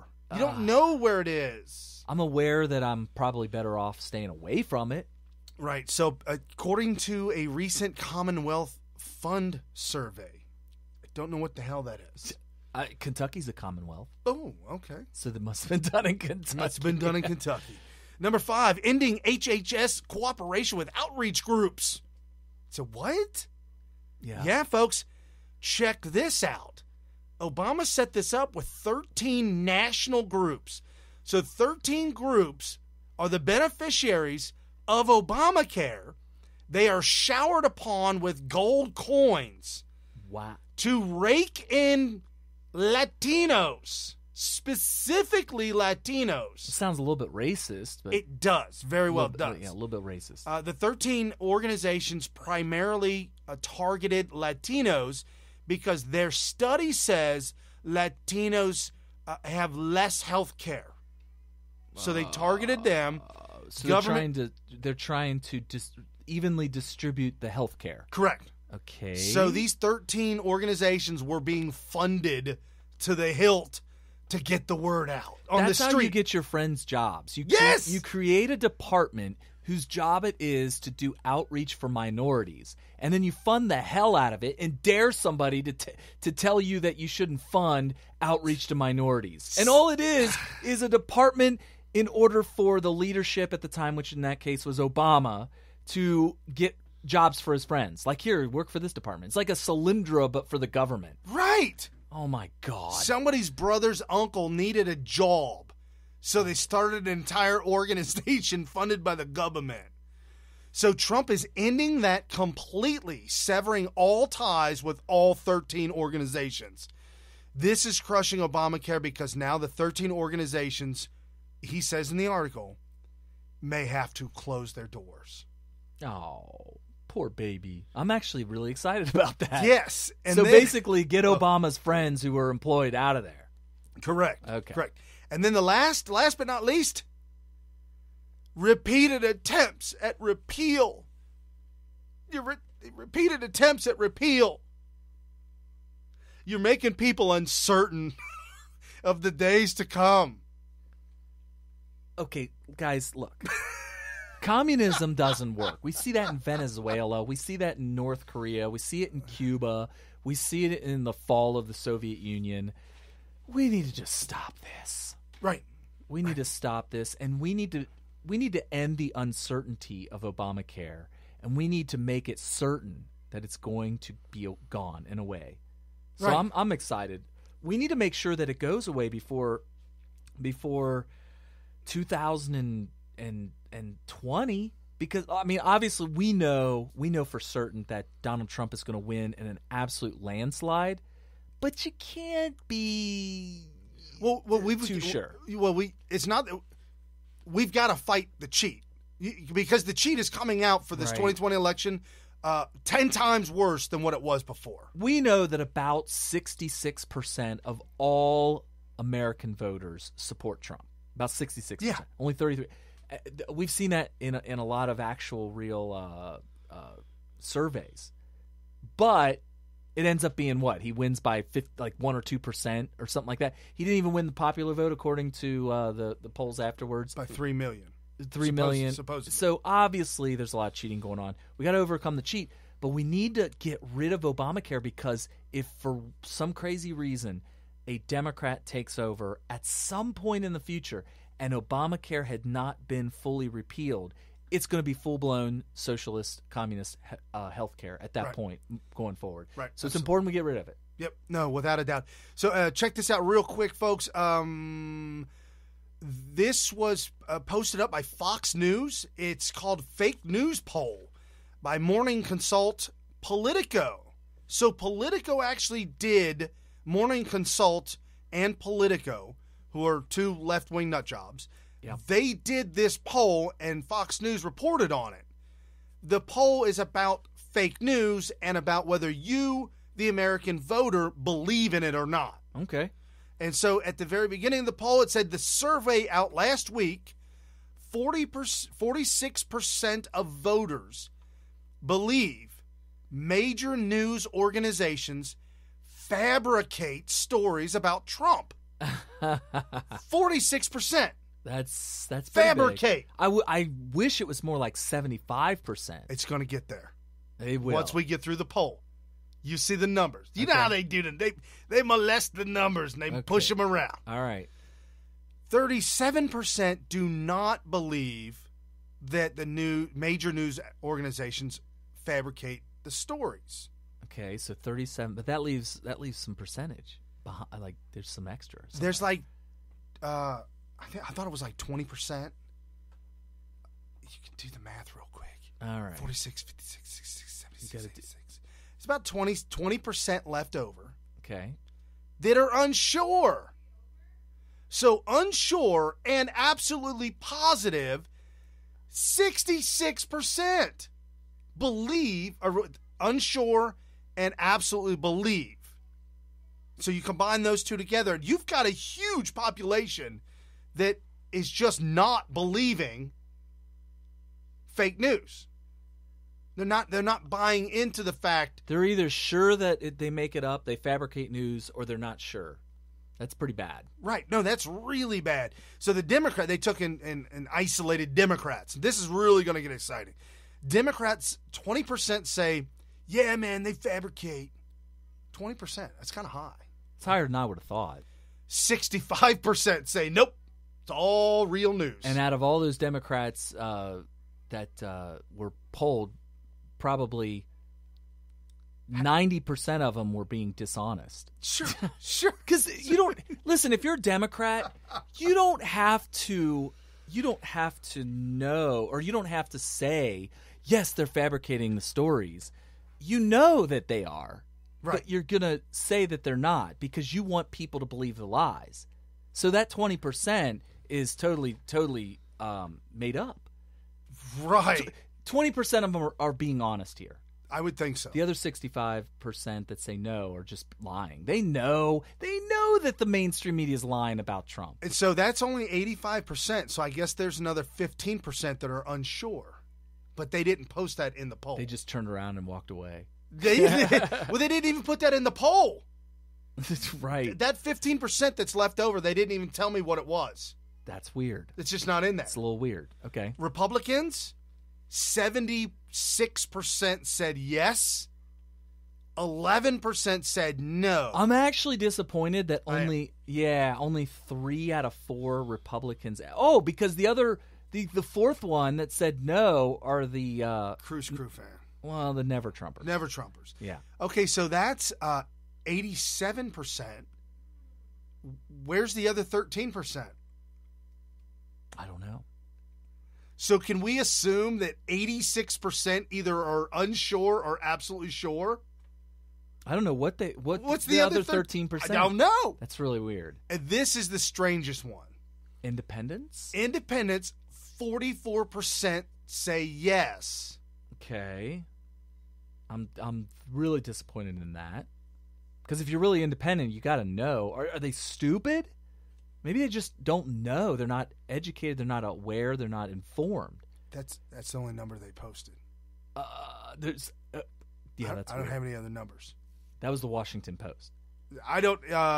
Politico. Okay. All right. And then they were asked a question because Trump said those fake propaganda outlets should have their licenses revoked. Okay. And they said, do you think the feds should be able to revoke the license for fake news and propaganda? Now, I already talked about this, folks. Here's the deal. 51% said no. That you should not be able to revoke their license. So I'm assuming 49% either say they should be able to revoke a license or are not sure. Yeah, and I think there's some molesting in that number of 51%. Probably, but here's I've said this before a while ago about fake news, and I'll say it again right now really quickly. My daughter, who's only 11 years old, and back when she was 9, she was saying this. She is extremely skeptical of what she hears in the news. Why? Because I am properly educating her on being very skeptical of what she hears either in the news or in the wherever she hears it, that people lie, and she shouldn't just automatically assume that what she hears is true. So the idea that we should somehow censor people that lie is definitely against the First Amendment, 100%, totally against the First Amendment, and it should be. You should be allowed to lie if you want to. The problem, the founders believed that the free market capitalist society would weed out those who lie because nobody's going to want to buy the newspapers of liars. Nobody's going to want to buy the Washington Times or whatever if they were coming out and saying all kinds of falsehoods in it, and that they would then die out from lack of funding. And in a way, they were partially right, and then they also didn't probably understand the cult of personalities and all this crazy stuff where people believe lies whether or not they've been disproven or not. But that's neither here nor there. I think that you should – this stuff will weed itself out. Right now as we speak, the reason everything seems so crazy is because we live in a country where a vast majority of people under the age of, 35, have been completely brainwashed and indoctrinated through a Department of Education who have gotten their mind set so that when they hear it from fake news, they instantly believe that it's real because they've been taught this in history classes. Right. The kind of stuff that's being told to them by the Washington or the New York Times, the Washington Post, and all these other fake stream, the ones that we know are blatantly false, are using language and stories and facts that, and by facts I put that in quotation marks, actually lies, that they hear in their history classes, in their reading classes, and in the stories that they get through their Common Core education. And so they automatically believe this stuff is true. This stuff is going to take some time to fix. It takes a lot of red pilling. All these 35 and unders who've been brainwashed are going to have to be red pilled. Right. Some of them are never going to be red pilled their entire lifetimes. They're going to die in old age completely still brainwashed. They will have never been red pilled. That's just a fact we got to live with. And then we need to keep working on abolishing the federal control of the Department of Education. I think it should be abolished or dramatically changed. It's got to be sent back to the states. Yes. For the federal government to be in charge of the entire country. One world order, one world, one ideology, one textbook, one thing, one fits all. Wrong. And then they lie. Yeah. You learned that from your daughter's books that they had to read. They are lying to our kids, and then they grow up thinking this stuff is true and real, and they grow up thinking that America was founded on original sin and that it's evil from the ground up, and we need to abolish the Constitution because what they teach them about the Constitution is totally fabricated and wrong and lies. And so we need to red pill people. We need to stop the propaganda in the Department of Education. We need to wrestle back the stranglehold. We need to defund colleges. They have a monopoly. If you look in the books and if you could look at the books in the savings accounts these universities have, it is billions and billions of dollars. And they're still getting funded through taxpayers. It's ridiculous. All that needs to stop. And then what we'll end up with over a long period of time, might take a couple of generations, is the getting rid of communism in America. Right. So GOP calls to the end of the Russia investigation in Congress this year. End it. I think they're going to end it because it's starting to point at Hillary Clinton and Barack Obama. We ran out of time, but Brian had this awesome, crazy graphic that was from what? Who was it from? It was Washington Times. Oh, Washington Times. Washington Post. Yeah, so I would maybe Brian can. We're running out of time, but Brian could probably. He'll show you in a second, but you scroll down real quick. But what you would like to do is kind of look at that. We were going to talk about it, but we ran out of time. I think we had a lot of great information in the show today. Make sure you guys watch us every Sunday. And if you would like to patronize us, make sure you do it through patreon.com/SmithRadio. And any other last moment things you want to go through?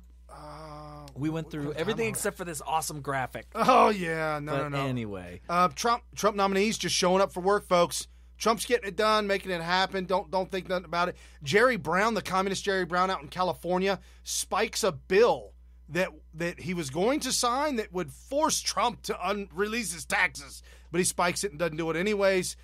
Trump thinks he's got 4 more Supreme Court justice appointees by the end of his first term. Oh, I can't. That would be so awesome. NFL Jacksonville Jaguars owner, Trump is jealous of the NFL. There's an NBA game where there's an NBA game where the national anthem singer kneeled So Yeah. NBA is probably the next to go on the chopping block. Right. CNN protest are the NFL protest on CNN. They say the NFL protests are about also gender inequality in pay. Oh God. I don't know what that means. I don't know what that means. What is gender inequality in pay with taking a knee for the national anthem? I have no how idea. is that? I have no idea. That's ridiculous. Ridiculous. They're going down, and they're going down hard. Fast 3 hours you're going to spend anywhere, folks. Like, share, tell everybody about it.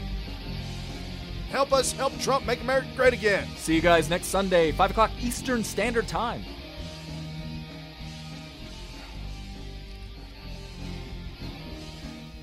With unfathomable power. What kind of power? Unfathomable. It's